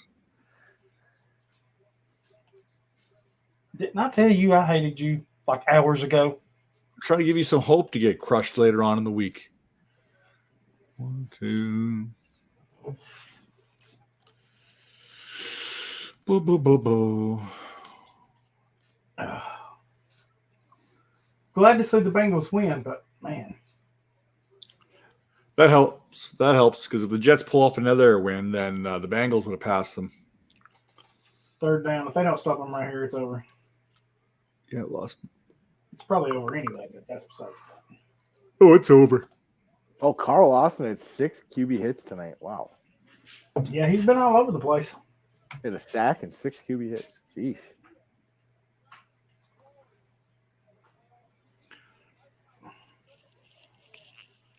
Ugh.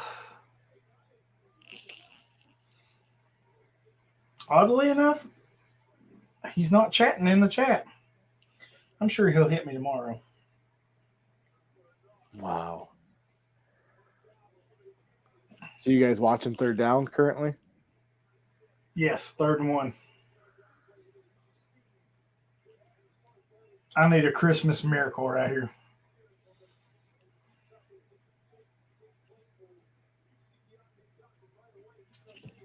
What can I do for a Christmas miracle?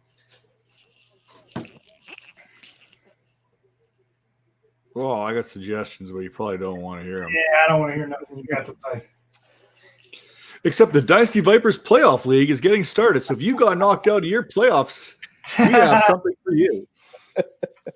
I still can't believe you squeezed in a promo when you were getting whacked. I can't believe it.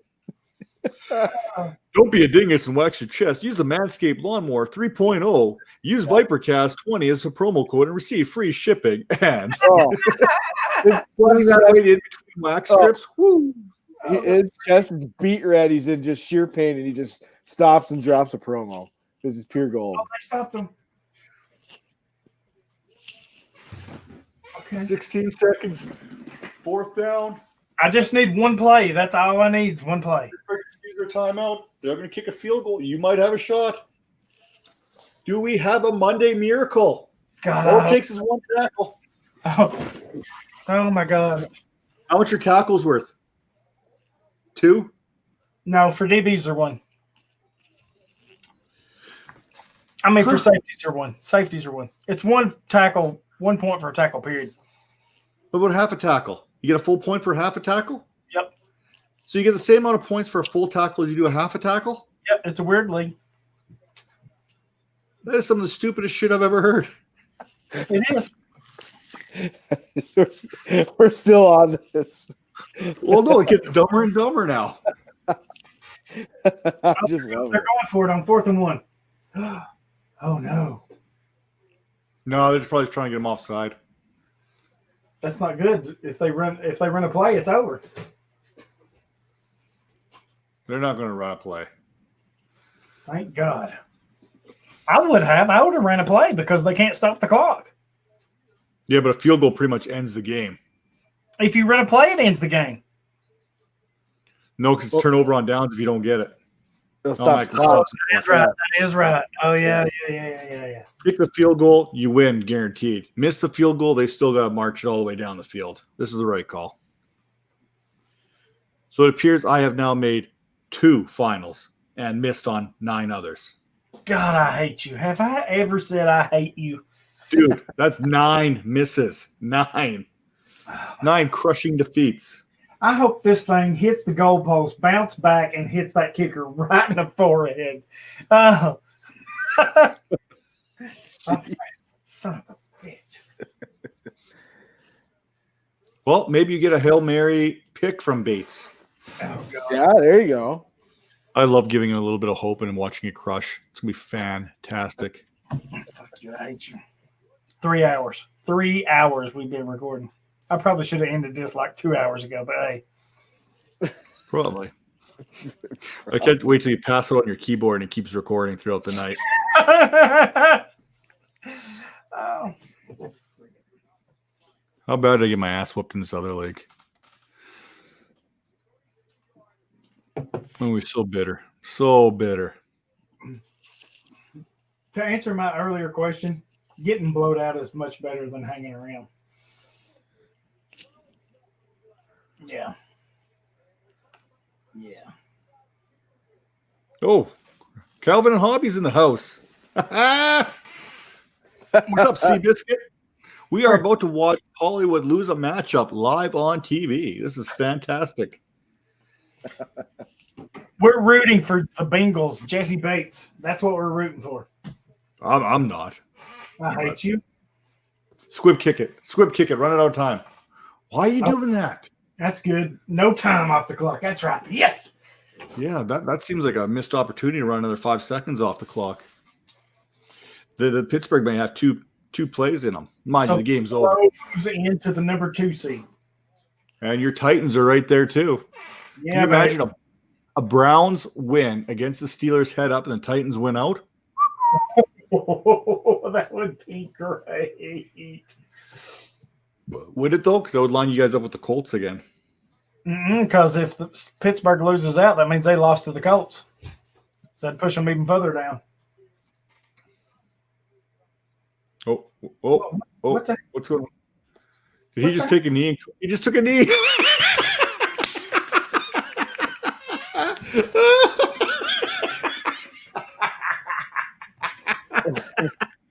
That's got to be the most embarrassing way to lose. What the fuck? The thing is, I have no clue what the hell's going on right now because I'm so far behind. So I hope their freaking bus has flat tires on the way home. Oh my god! I hope they get road jacked while they're sitting there waiting for AAA to come fix their flats. not even a shot or any pass where it could have been. Oh my goodness, that's brutal. Now, saying all that, Pittsburgh probably did that just to avoid any potential injuries and hurt their playoff chances going forward. But yeah, that's why they did that. That's why they did that. Actually, they heard that what Hollywood needed to advance. Oh my! That's some shit. Screw you guys! I'm going home. Wow. I don't even know. That was fantastic. I hate you.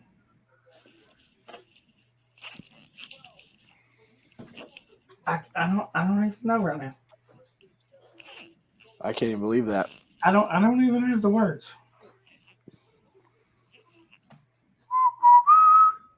Yeah. I'm ending this shit show. Okay. That was We can keep talking, but this show, for all intents and purposes, is over.